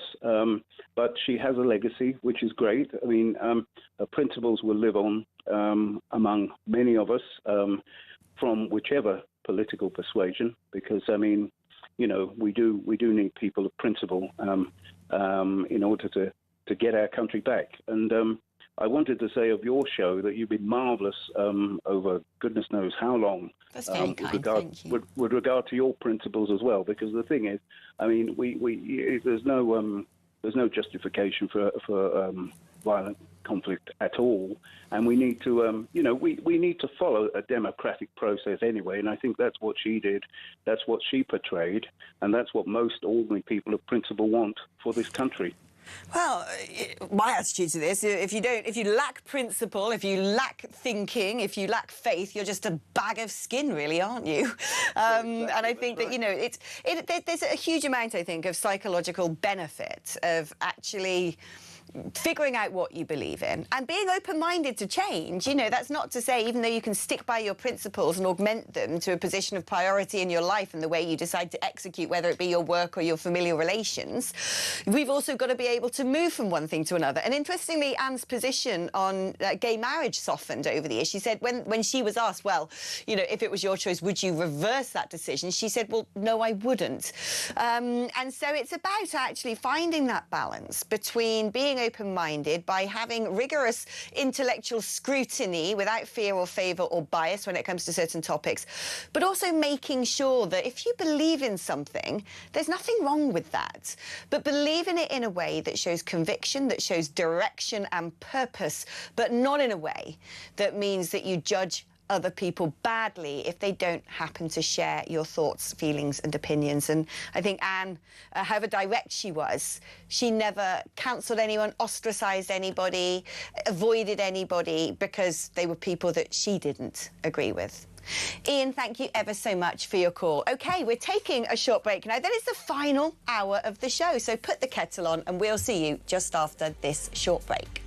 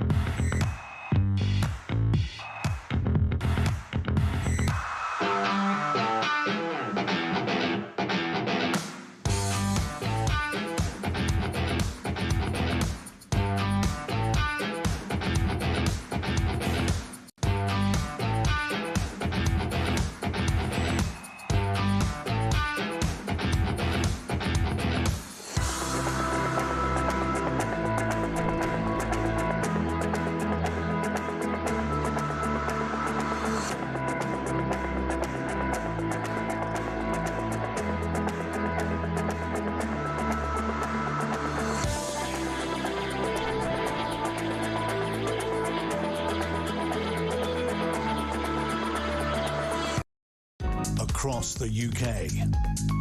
On DAB+, on YouTube, on your mobile, and on your side. This is Talk.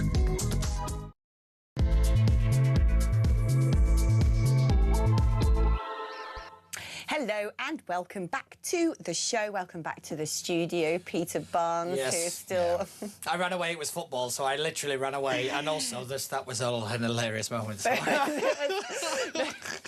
It really was.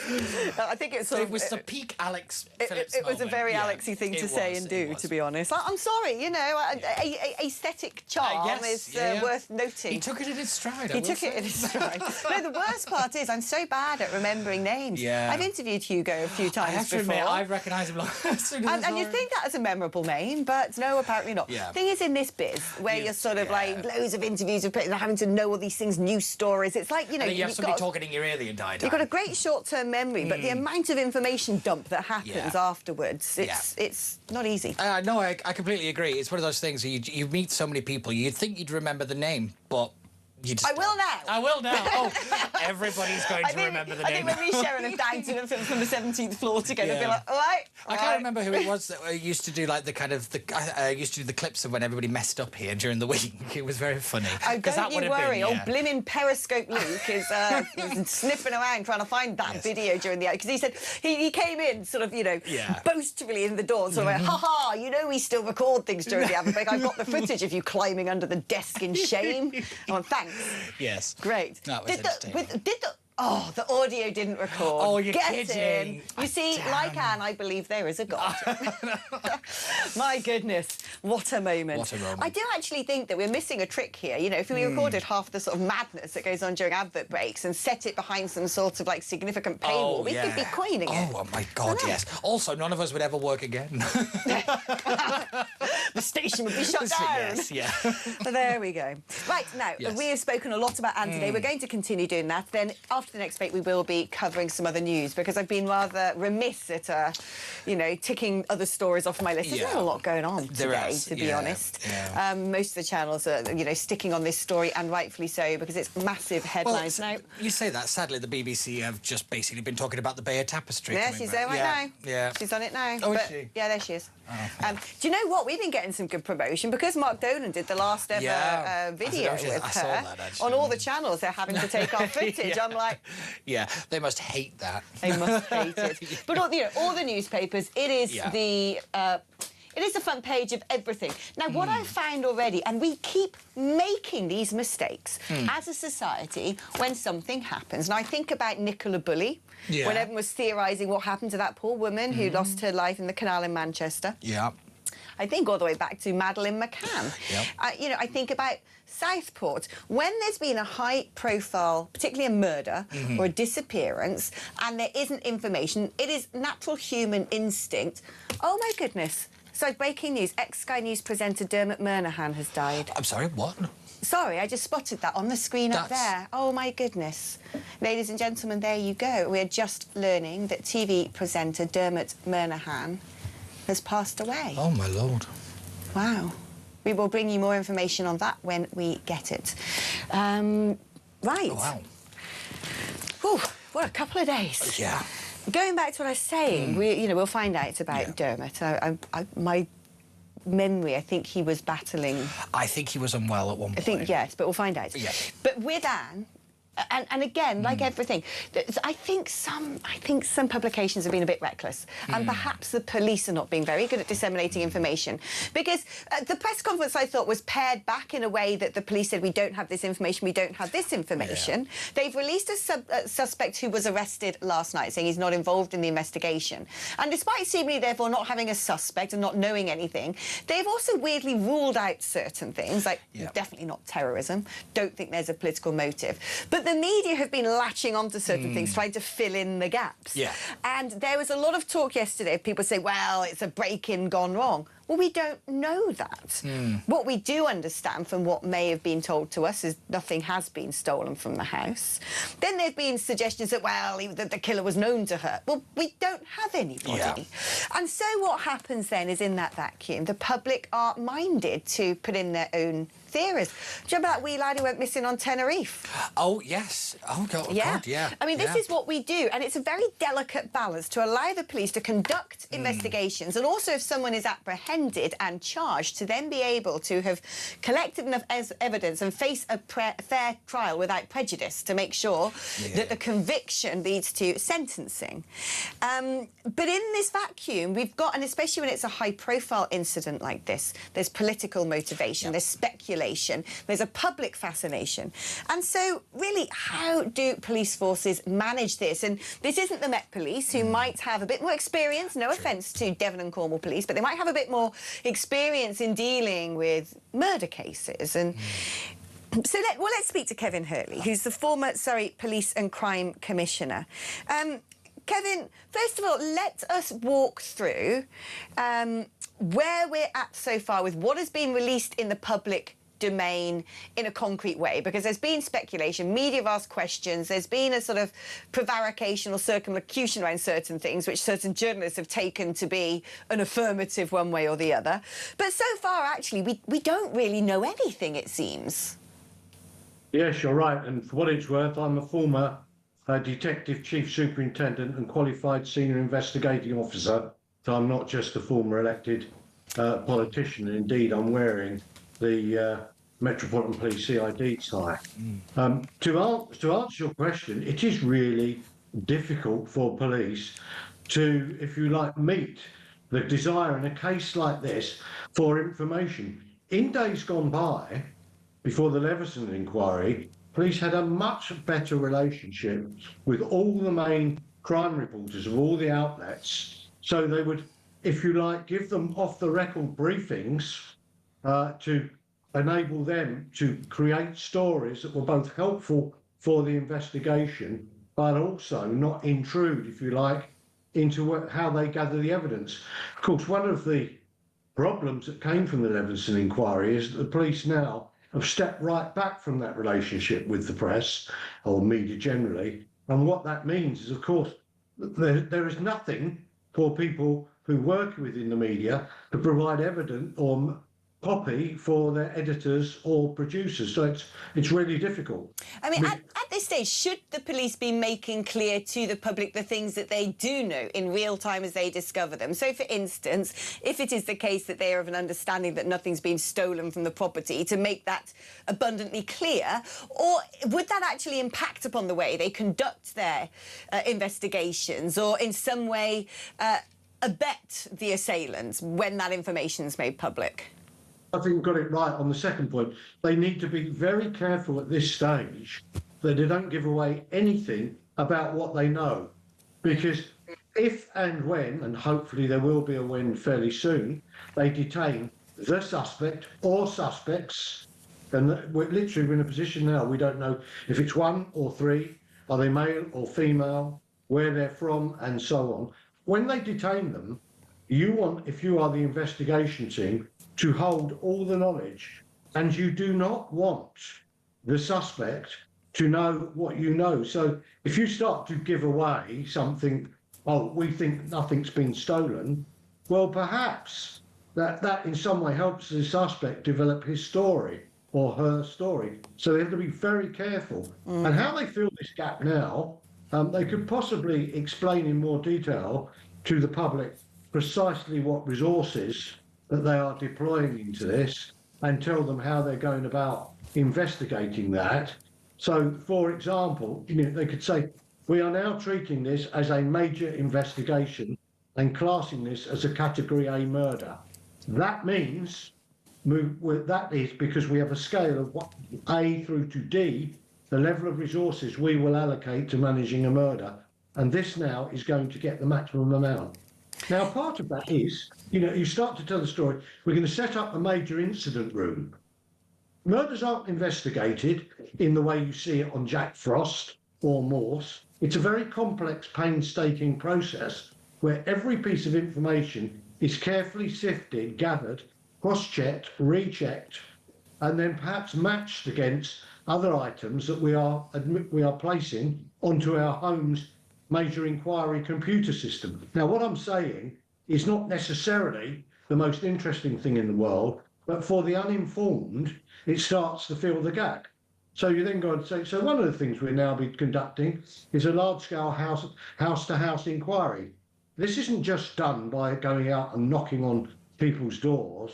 We will develop questionnaires for picked officers to go out, and they will all have selected streets, and we will know everyone who lives on those streets, and we will also make sure we are aware of everyone who was in the area at that time. So if there were visitors coming to their houses, they want to know about it. What I'm trying to say is you can still, if you like, keep the public interest going, meet the story, and also create the narrative that the police are being very helpful to try and tell the public the complexity of what's going on. It seemed to me curious that a man was so quickly apprehended, arrested and taken to the police cells, 26-year-old from Newton Abbot. And I think most people, because this led the headlines really, murder suspect arrested. And I think it's sort of, you know, again, man 26 arrested. It happened so quickly that it was sort of during the actual press conference where they would say, we don't know anything, give us your ring doorbell. So all of a sudden it flashed up on screens that the man had been arrested. And I think we all thought, well, that's it, they've got him, it's done. And I think it's, I was certainly surprised this morning when I woke up to say, what, you know, they've said, no, we've released him and he's nothing to do with the investigation. What on earth has gone on there, do you think? Well, I wasn't surprised because this is how these things happen. Right. You know, what's happened is at the early stages, police have not very quickly, local officers have gone and knocked on doors. Does anyone seen anything suspicious, any strangers in the area? And someone potentially has said, I saw a male, mid-20s, a white male in the area, I haven't seen him before. Or potentially they've seen one knocking on a door, either on Ann's or someone else's ring doorbell. And of course that will be put out to patrolling areas, patrolling vehicles around the area that have brought more in, and possibly a couple of patrolling constables have seen someone who is not in the area, who didn't give them a good reason why they were in the area, because they're going to ask him, what are you doing here, why are you here? He may have just given them a real evasive answer. So they're going to be brought in, because in a murder you leave no stone unturned, and the first hour or two is vital in terms of something like this. They would have had to have given satisfactory reasons to the custody sergeant as to why they're going to detain him, and then they'll call in the detectives, who at this stage, of course, don't know very much, and they will then decide, now, what's our interview strategy going to be? They're going to work out what they know, what questions they want to put to this person. In the meantime, they'll be trying to get background inquiries done. So that very quickly uses up the first 10, 12 hours before they even speak to the person. And of course, it becomes clear very quickly to them that this one is not the one involved. Well, how can I put it in a different way? May be involved, but at this point, as part of their strategy, they've chosen to release him and tell people he or she is eliminated on the basis that he may well then do something else which enables them to carry on with the investigation. So when you've got someone, if you like, who's not yet detected, you've got to be very careful and use every ploy that you can. So this is not unusual at all. And the reason it will have come to a notice is, of course, at the start of this inquiry, you'd have had media at the local custody centre, which is probably in Exeter. They've seen people being brought in, wonder what that's about. So the police have quite rightly taken a view. Yes, we have detained a person on suspicion of this. We'll let you know more. Well, this is the other thing. You say on suspicion of this, because one thing that was curious about the way this played out as well is I went on air in the morning aware that, I was aware the night before that Anne had passed away. And yet all of the information and the messaging that were given to the media and the public the day after yesterday morning was that there had been a tragic accident, that there, you know, seemingly something had happened and it had been a sort of shock death. But, you know, you had various programmes saying, oh, she'd had a stroke and a brain hemorrhage, she'd slipped and, you know, from where, I don't know. And then it was very late in the day. In fact, it was as late as 5 o'clock in the afternoon that the police came forward and said, no, we're treating this as a murder. One would assume, as the police turned up to a property the night before, that they had already decided that there could have been foul play. You would think, I don't know, but it seemed to take an awfully long time for that information to come out. Why do you think that might be? Well, it's because it's perfectly normal, because what they will do next, they'll do two things. They'll get crime scene investigators who will come to the property, and amongst everything they'll be looking for, you know, trace evidence, fingerprints, DNA, blood, they will look at blood spatter patterns, which will give them a view, perhaps, as to where Ann Widdecombe was, how this incident involved within the house, did she move from room to room. But the most important part of this is a Home Office forensic pathologist will then, in slow time, without, if you like, the glare of the media on them, then examine the victim or suspected victim and look at the way in which they were died, find out the cause of death, look for the mechanisms of injury, and at that point, once they can say they've been shot, they've been stabbed, they've been hit over the head with a blunt instrument or strangled, it's at that point you can go firm and say this is definitely a murder. And so are we at the situation now, we assume, given the headlines, that that is the categorisation? They're not going to sort of revoke that in any way and say, well, actually, we've re-examined it and it was an accident? That would be most unlikely, because, of course, the forensic pathologist ultimately has said this person has died as a result of, I don't know, blunt force instrument, strangled, stabbed, shot. We don't actually know. And, of course, the evidence within the property probably leads to that as well, in terms of where the blood patterns are, where Ann Widdecombe was found on the floor, etc. It's most unlikely. Thank you, Kevin. It's been very informative, and thank you for, you know, being so professional and candid and helping us understand these processes, because, like I said, it is a bad idea for us to try and fill in the gaps ourselves, and actually understanding due process, what the police are looking for, why they don't give out information, why we actually have to exercise patience. And it's a curious thing talking about blood spatters and finding of a body when, blimey, that was a friend. A friend, yeah. You know, it's a really, we can't take the humanity out of this. 100%. And the thing I've literally just scribbled down here is, why don't the police just do what Kevin did? Talk the public through it. Explain it steps step by step. Because the more information you give to the public, not only do the public stop spreading, not filling in the gaps, you sound like you've got more authority, and that shuts down anybody trying to play politics or do anything with it. It enables people to go, OK, right, fine, we'll back off, we'll leave you alone, thank you. Do you know, interestingly, it's one of the reasons that the trains, and whenever there's a problem, they say it's this reason, it's that reason. What it actually does is it stops your brain jumping 13 steps ahead. It actually gives you more security and more... you feel safer because somebody in charge sounds like they're in charge. If you treat the public like adults, not like children, talk them through it like Kevin just did, professionally, this happens, this happens, this happens, the public will go, OK, you've got this. It's reassuring. We don't need You're to doing panic. everything you need to do. You're not keeping things from us. Now we understand. And I don't understand why the police have never done that. I don't get it. Nature abhors a vacuum. It does. Listen, let's talk now about the breaking news that sort of popped up on screens just as we came back on air, which is that TV presenter Dermot Murnaghan has died at the age of 68, such a young age. A year after he revealed he had been diagnosed with stage 4 prostate cancer. I had a feeling I remembered that. Yes. He was, of course, a former BBC, ITV and Sky News journalist, fixture of British TV news for 5 decades. I remember it as a child. I remember watching him on literally just... Dermot Murnaghan. Yeah. There's that sort of like, they had a sort of tongue, but it was like Dermot Murnaghan. He was, you know, he was just always there. He was, of course, the presenter of the ITV Evening News, the BBC News at 6 and 10, BBC Breakfast, Eggheads. Yes, that's... I remember him taking over doing things like that. He had been diagnosed with stage 4 prostate cancer last summer, but stated he was responding positively to treatment and was feeling well. He became an outspoken advocate for men to get tested. He said, needless to say, my message to all men over 50 in high-risk groups or displaying symptoms, get yourself tested. And he campaigned for routine prostate screening by the NHS. Well, that actually ended up an interesting debate, didn't it? Who's going to have that? Just thinking that. Oh, yeah, he did. Oh, so many things. Documentary series.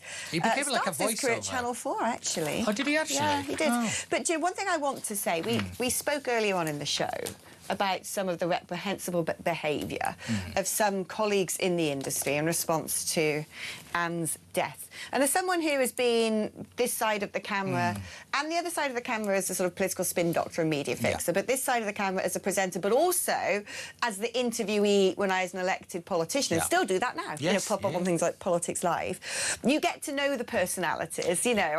I've met them all at some point, whether I was carting Nigel Farage around the studios 10 years ago, or being quizzed as an MEP, or then just in, you know, in good old 4 Millbank, which is the address where all the politics studios are.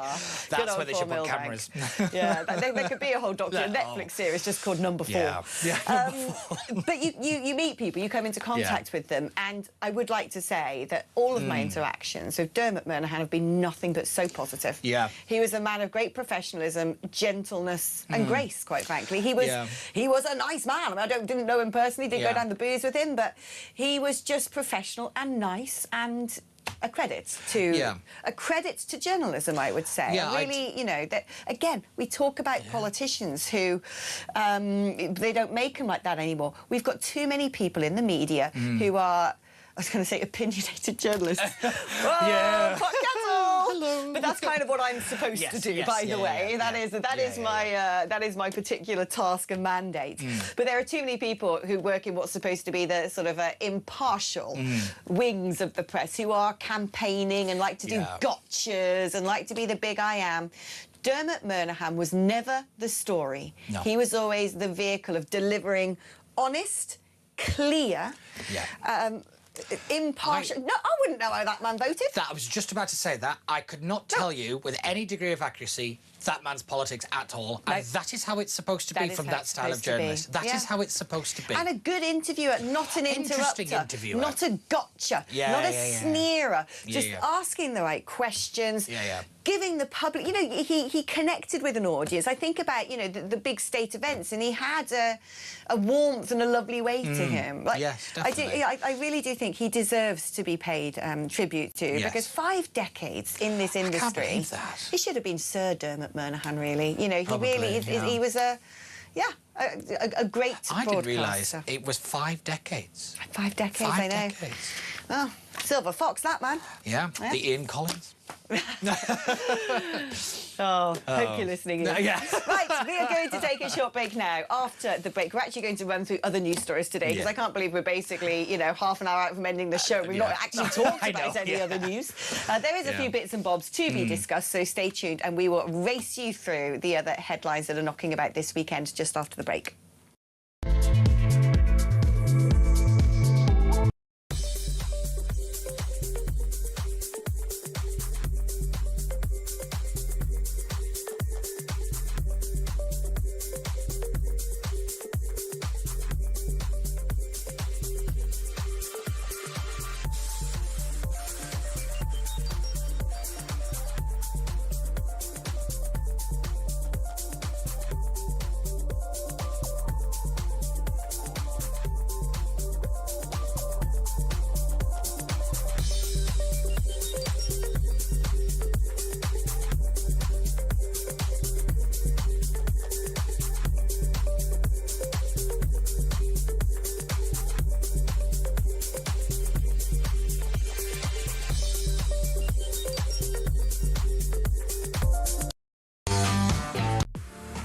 The Talk app.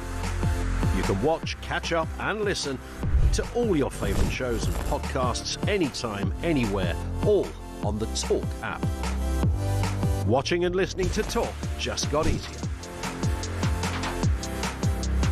There's now only one place for the home of common sense. So head over to your App Store or Google Play and search Talk now.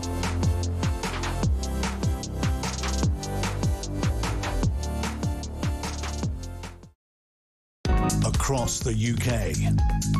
On DAB+, on YouTube, on your mobile, and on your side. This is Talk. Hello, welcome back to the show. Shall we skedaddle through the other headlines knocking about today? Let's get fast and furious, huh? Right, OK. So, first of all, the King has... This would normally be a massive news story, wouldn't it? The fact that finally, after about 4 years living in America, Harry and Meghan and the kids have all come back to Britain. But it's been a private affair. The King has been reunited with his grandchildren, Archie and Lilibet, for the first time in 4 years. Apparently, they were hosted at Highgrove, just up the road from me. Don't know why I said that in a Yorkshire accent. I don't know why, because there's nowhere near. No, don't know. So, yeah, I mean... I like this story. So what's interesting about this, right, is that Harry's come and done a few bits and bobs Invictus related. She has pulled out of all public events by the looks of things. What do you make of this? One, I don't like it when people keep grandchildren away from grandparents. I think that is a form of cruelty, and it's very nice to see the family aspect of this. I think there is a human side to this story that people forget about the royal family. They are a family. Yeah. And I like this side of it. I think it is interesting the kind of will they, won't they, are they coming, is she coming, are they not coming aspect of it, I think has been typical Prince Harry and Meghan Markle kind of, we want to generate some press headlines and we're kind of hoping that we're still relevant. I think that's a bit despicable, but I'm not surprised by those two. But yeah, I don't know. I'm trying to look for the positive in this story, if I'm being honest. Look, you know, a father's been reunited with his son, his wife, and his grandkids. It is a family matter. It's a family matter. And actually, perhaps on some level, the fact that Meghan's not doing any public appearances is to make it a family matter. Let's give her the benefit of the doubt and assume that as a mother, she said, well, look, you know, we better go see Pops or whatever you might call him, Gramps, who knows? Well, not the nickname is. King Gramps. King Gramps. H-O-H Gramps. Yes. Prince King Gramps. Pa. I bet he's Pa. I bet he's a Pa. No, because they call him Pa. Grandpa. So Grandpa. Yeah. Oh, Grandpapa. It always sounds like Little Drummer Boy. King Grandpapa. No, Prince King Papa.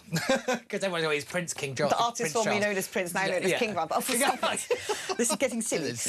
But did you know, because this has also come in the wake of that complete failure to make a claim against a publisher of the Daily Mail, the £50 million lawsuit, where it almost become this sort of, it almost became a bit sort of fantastical in its nature of, you must have listened on this and done the other, and the judge threw it all out. But I'm glad that they have had a reconciliation. I think it is, like you said, it is so important because, you know, it doesn't matter what their titles are or their public status, they're humans with families, and the role of grandparents is so important. And let us hope, actually, that this has done a lot to start to heal matters. And if it paves the way, frankly, for them to come back from America and start doing things in the United Kingdom, I think we as Brits should have our arms wide open. I couldn't agree more. I couldn't agree more. This. Look, I ain't no fan. I don't think many people are, and I can't say I wore much to him, version 2.0, because they have made some big mistakes. They've put things in the public domain that felt rather vicious and manipulative. They've been very critical of this country, when actually, I frankly think for, you know, especially the first few months of their dating, I think the British people were rather in awe and were very taken with her. I remember the whole furore, like she was a breath of fresh air, I think was the phrase described by most of the press. Some of the choices made about how they treated the Queen, with the statements made while, you know, Prince Philip was sick. We know about all of those things. But I would say this, you know, if someone turns around and says, we want back with our family and we want to come back and try and do good work here, I don't like bitterness and I don't like vengeance. And I think that we need to be adult about it as British citizens and say, if you want to come and do things, fine, but don't you go cutting any ribbons, my friends. Ain't no working royal anymore. Exactly but if you want to come and, you know, do Invictus Games stuff. Because I remember, I don't know about you, but when it was the late Queen's funeral, and for the first time in a long time, we had the images of Kate, William, Harry and Meghan the Fab Four walking together, you know, meeting the public, looking at flowers. I was so happy. It felt so good. That is what the Queen wanted. It felt so positive. It felt right. And I would actually rather like to see that. I don't want, you know, the whole let's keep bashing them for the sake of, you know, like it's a game sport. I'm like, come on. I agree with you. I agree. I always thought it was quite sad what happened, because it's what the Queen wanted, was the four of them to be the face of the new monarchy, to go out into the world and do good works and be good ambassadors for the nation. And yeah, I always feel that was just a missed opportunity for the country. And yeah, I agree with you. We have to stop the kind of throwing mud at them. And yes, they have made terrible, terrible choices. But at the end of the day, it's a family. They are people.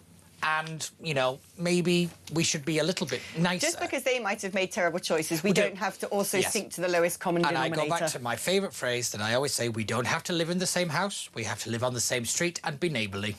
Now, we were going to go to bed, but I just want to do a couple more stories, if that's all right. Soph? Sophie's having panics now. Yeah, she's saying, can we break now, please? And I'm like, no. She's so polite about it than everybody else. We're not going to, because I kind of feel like we're going to be talking about Anne again, and I just want to sort of get through some other news. So this is quite an important one, which is, it was inevitable as night follows day. The reason we've got a new plastic Prime Minister was steer calm. I do that every time.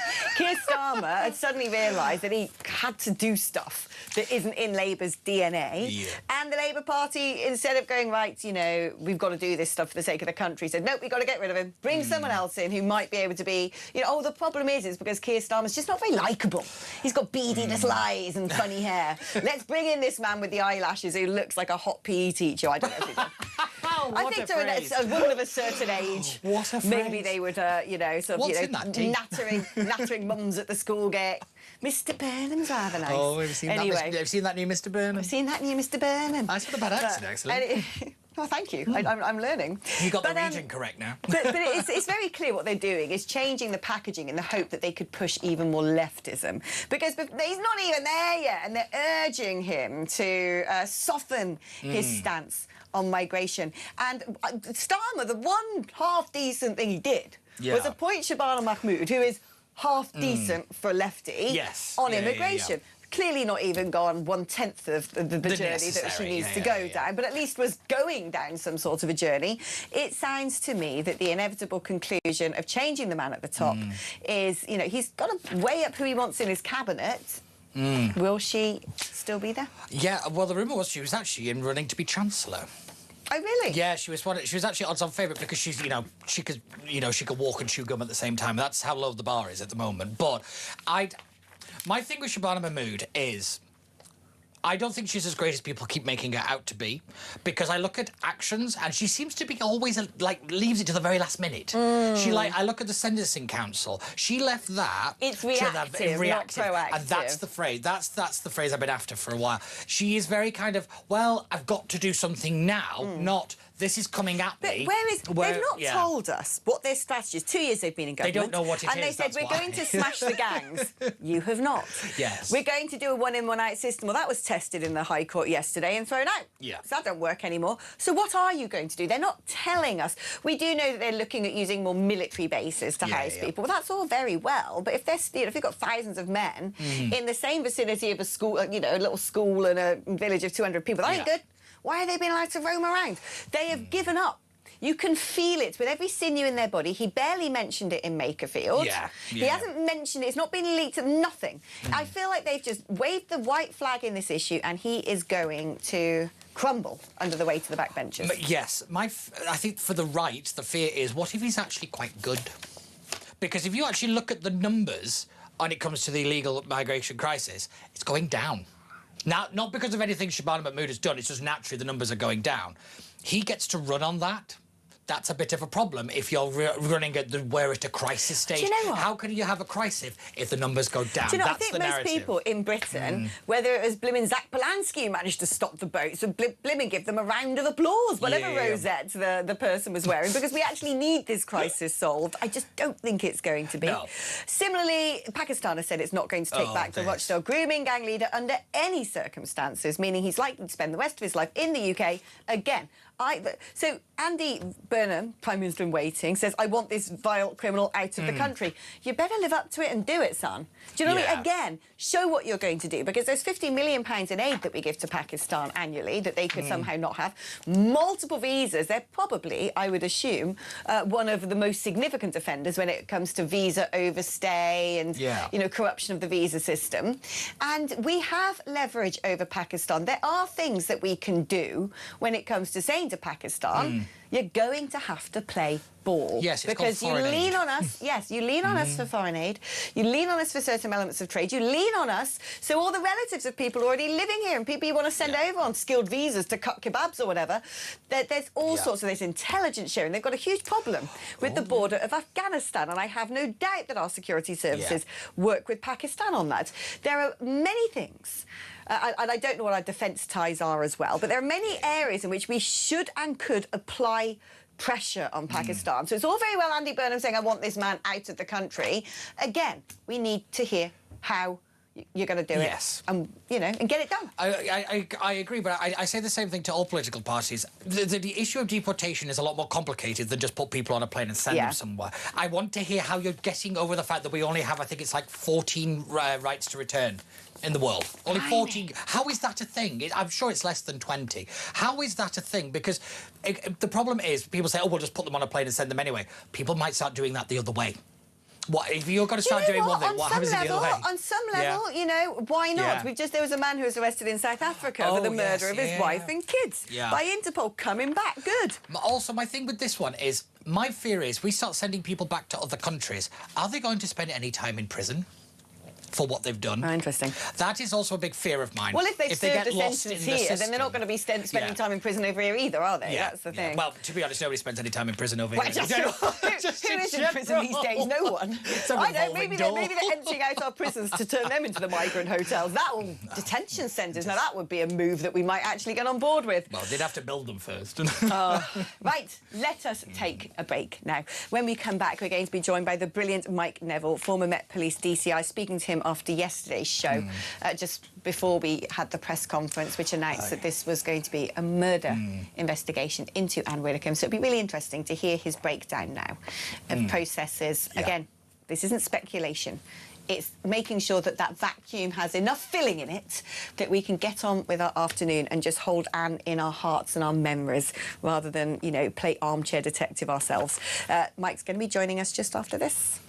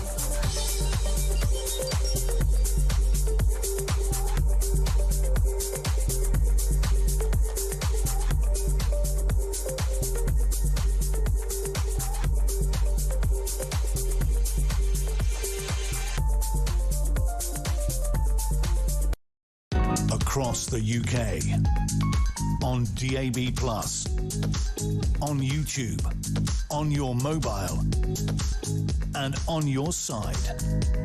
This is Talk.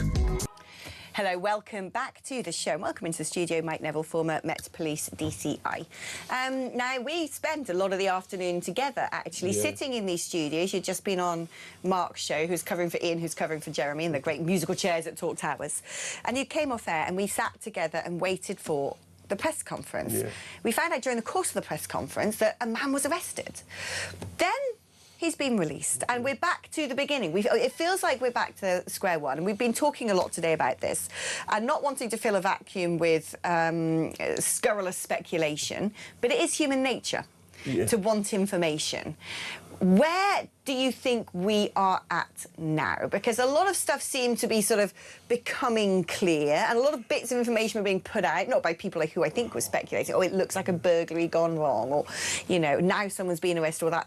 Then all of a sudden, and the police themselves say, well, this isn't terror-related, and there's, you know, we don't think there's a political motive. But then you think, you've said these things, but you don't have anybody. Yeah. Right.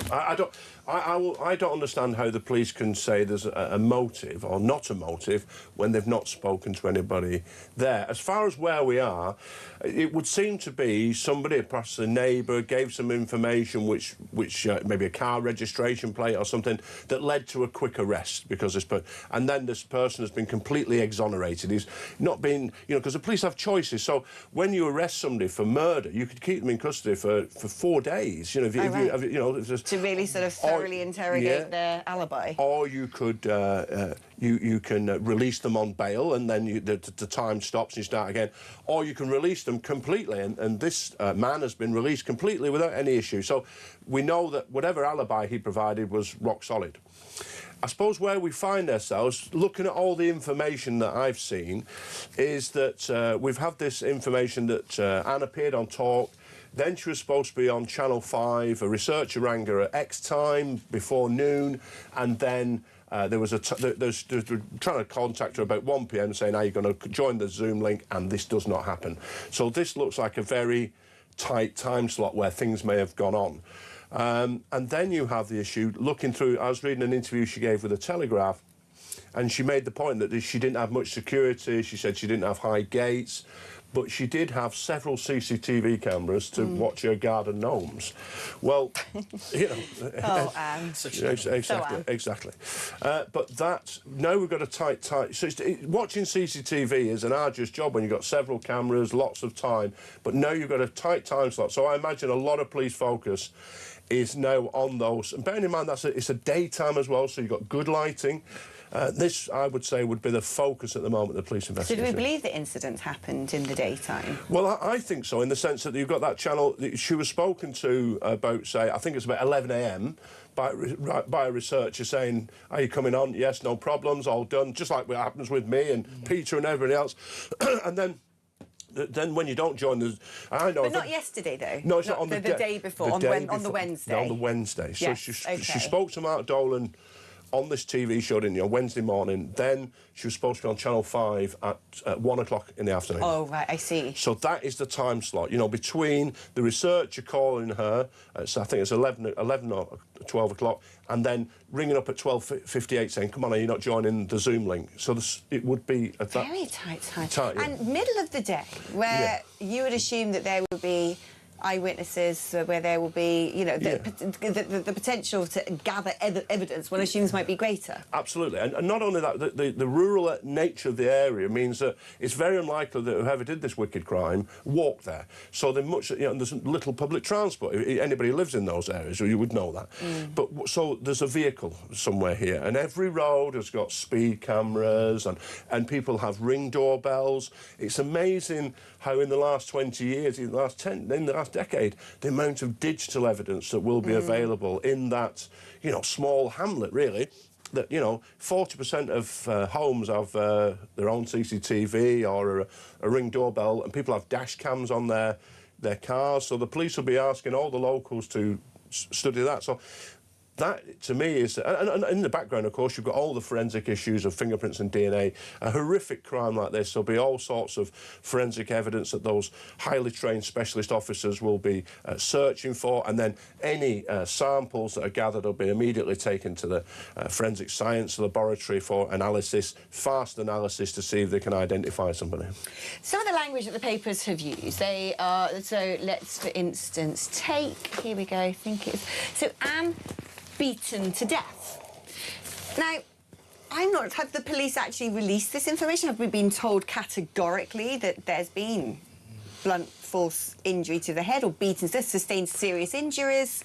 I'm trying to figure out what is speculation and what is... Because at one point various outputs were running on the line that it is a burglary gone wrong, but I feel like that's not been given to us at all as any, then I'm reading that people are saying, well, nothing's been taken from the house. And I'm trying to draw a line here about what we know that we know. And I'm not saying what the police know that they know, because it's very clear they're not going to sort of keep us updated in real time with everything. They cannot. It will hamper their investigation.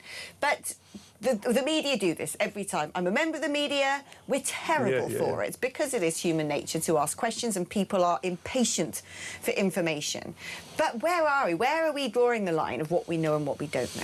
Well, I'm with you on that, because, I mean, I feature in the... I was with Mike Sullivan from the Sun yesterday, and lots of information is being obtained from unofficial sources, it would appear. I haven't seen the official press release that says she was battered to death, but that's what's basically being said. And this is the line we're going down. There seems to be this talk of a burglary gone wrong. My experience of burglars, that could happen, but most burglars want a quick nick of some goods that they're easily sold, and then they flee. So any opportunity of being caught, they'll run away. You know, somebody might stay. Why would you do this wicked crime? It just seems like the police, in my sense, there's a difficult balance here.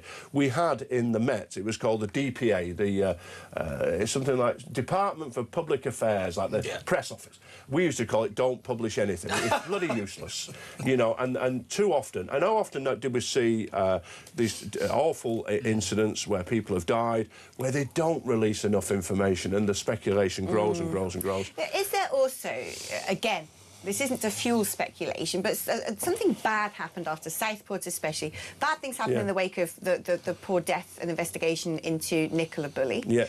Something worse happened, arguably, when it came to Southport, where it was very clear there was a conspiracy to cover up key details and keep them out of the public domain because of the way the public may have reacted to them.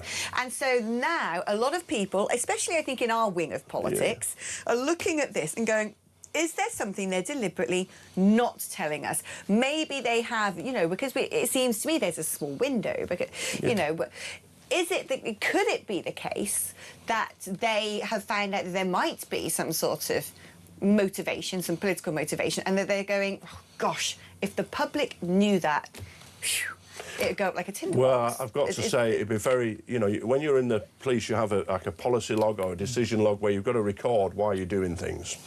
And for somebody to basically sign off that they're going to tell a lie would be a really stupid and bad thing. Of course, what people are picking up on is that, oh, it was a white man who... That was the first thing. Oh, I know, white the first thing. It was a white guy, it was a white... They didn't say, and it was a white man who was released without charge. That was to be honest, in rural Devon, it's what is to be expected, if I'm honest with you. Let's not racialise everything unnecessarily. But it was the fact they said that straight away, and if you think after the Huntingdon's train stabbings, it took them 18 hours to say who the suspect was. What strikes me as strange here is that, with my knowledge of CCTV, is that if there is an image, there should be something on CCTV that with that type that they will have now. They have that now.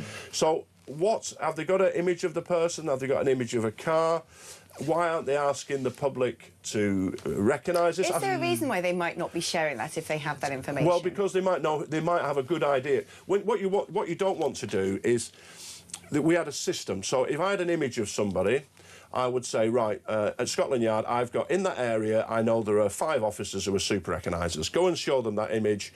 They would have a look at it. We know they don't know it. We've also got the facial recognition system that they can run it through now as well. Then you're asking your officers, do you know who this is? Because when you release it to the public, the danger is that you get false IDs, and then you rush. Or it could potentially tip off the suspect. Yeah, exactly, and then they burn their clothes and this sort of stuff. So you use that as a last resort after you've been through the system that I've outlined. But I think they must have. It's the daytime. It would seem it's happening in the day. Several CCTV cameras. On a bright sunny day, there must be something that shows something. So where's that? But I think the police is they've got to get the balance right of the information they release. Right, let's take a short break, but we're going to come back straight after.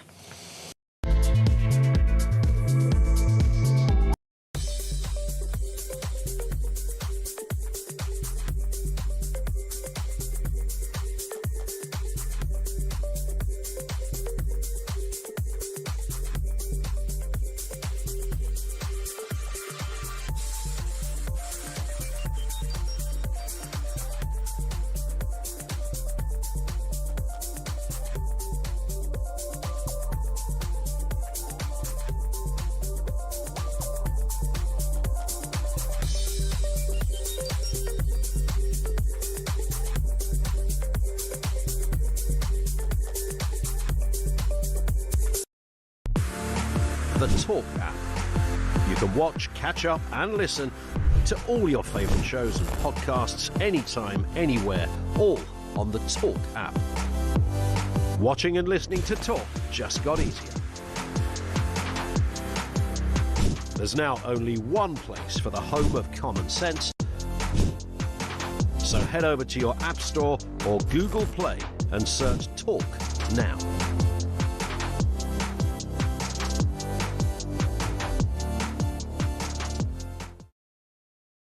Across the UK, on DAB+, on YouTube, on your mobile, and on your side. This is Talk.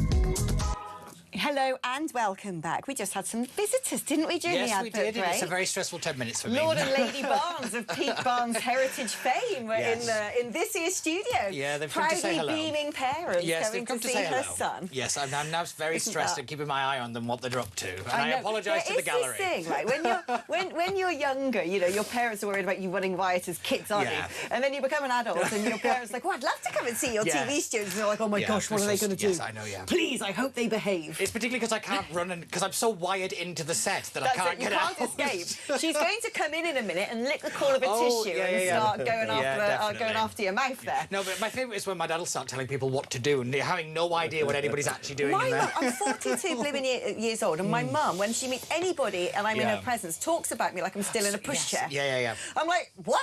My favourite is when they do it when you're in the third person and you stood next to them. Anyway, listen, we've kept Mike here because we want to just get to a point where we can close off the programme feeling that we, know what to be looking for, know how we should be responding and behaving, and give the police space to do their investigation. I mean, look, the time frames on this, we're all incredibly impatient, but there isn't a set amount of, it's not like, all murders get solved in a day, and some things are never solved. I hope that by the signs of what we have in place already, that it seems to me there's an opportunity here for there to be, hopefully, a fairly speedy investigation. Well, you see, we say that, but if you look at things like the death of Rachel Nickell, which takes, years to resolve, it doesn't matter how famous the person is, it doesn't matter how brutal the murder is. It's a case of what clues are available and what the police can do to identify the suspects and make the arrest. So of course, you can, with a murder inquiry, like I come on here and we say, the police only solved 1% of thefts and 5% of burglaries. But with murders, you're talking 80, 90 odd % success rate. You'll have down there a highly trained team of officers. So the senior investigating officer will be a DCI. You'll have at least probably 2 detective inspectors as deputy senior investigating officers, and then you'll have whole teams of officers dedicated to different things. So you'll have a search team. So if a weapon was used, there'll be fingertip searching, trying to find that. Digital forensic officers, scenes of crime officers. Then there'll be just basic police work. House-to-house inquiries, because as I've said, not only in times past you'd be saying to people, have you seen anybody odd, have you seen anything suspicious? Now you'd be saying to the shopkeeper, the person in the house, can you review the camera that you've got?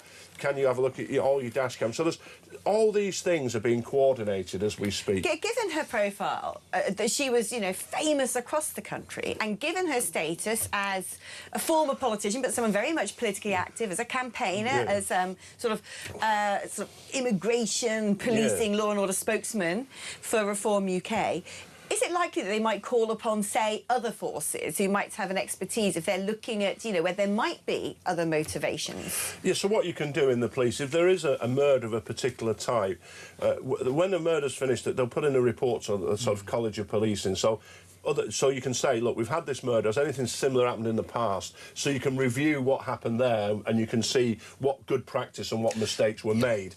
And so that's what possibly they'll do. But up to a point, the Gold Commander, the Assistant Chief Constable you seen, who did the press conference, It will be his decision around dealing with the press and the fact that this is a high-profile person and dealing with that. I would suggest that the senior investigating officer, the DCI or detective superintendent, their focus will be. It doesn't matter. It's Ann Widdecombe. It could be Mrs. Right. Niggins. Yes, they will be focused on the crime, getting that investigation. The forensics, absolutely. the empirical evidence. We have got an update. I say cautiously. It's an update that is coming via the reporting on Sky News, who are reporting that Ann Widdecombe was attacked nearly 24 hours before she was found dead, police believe.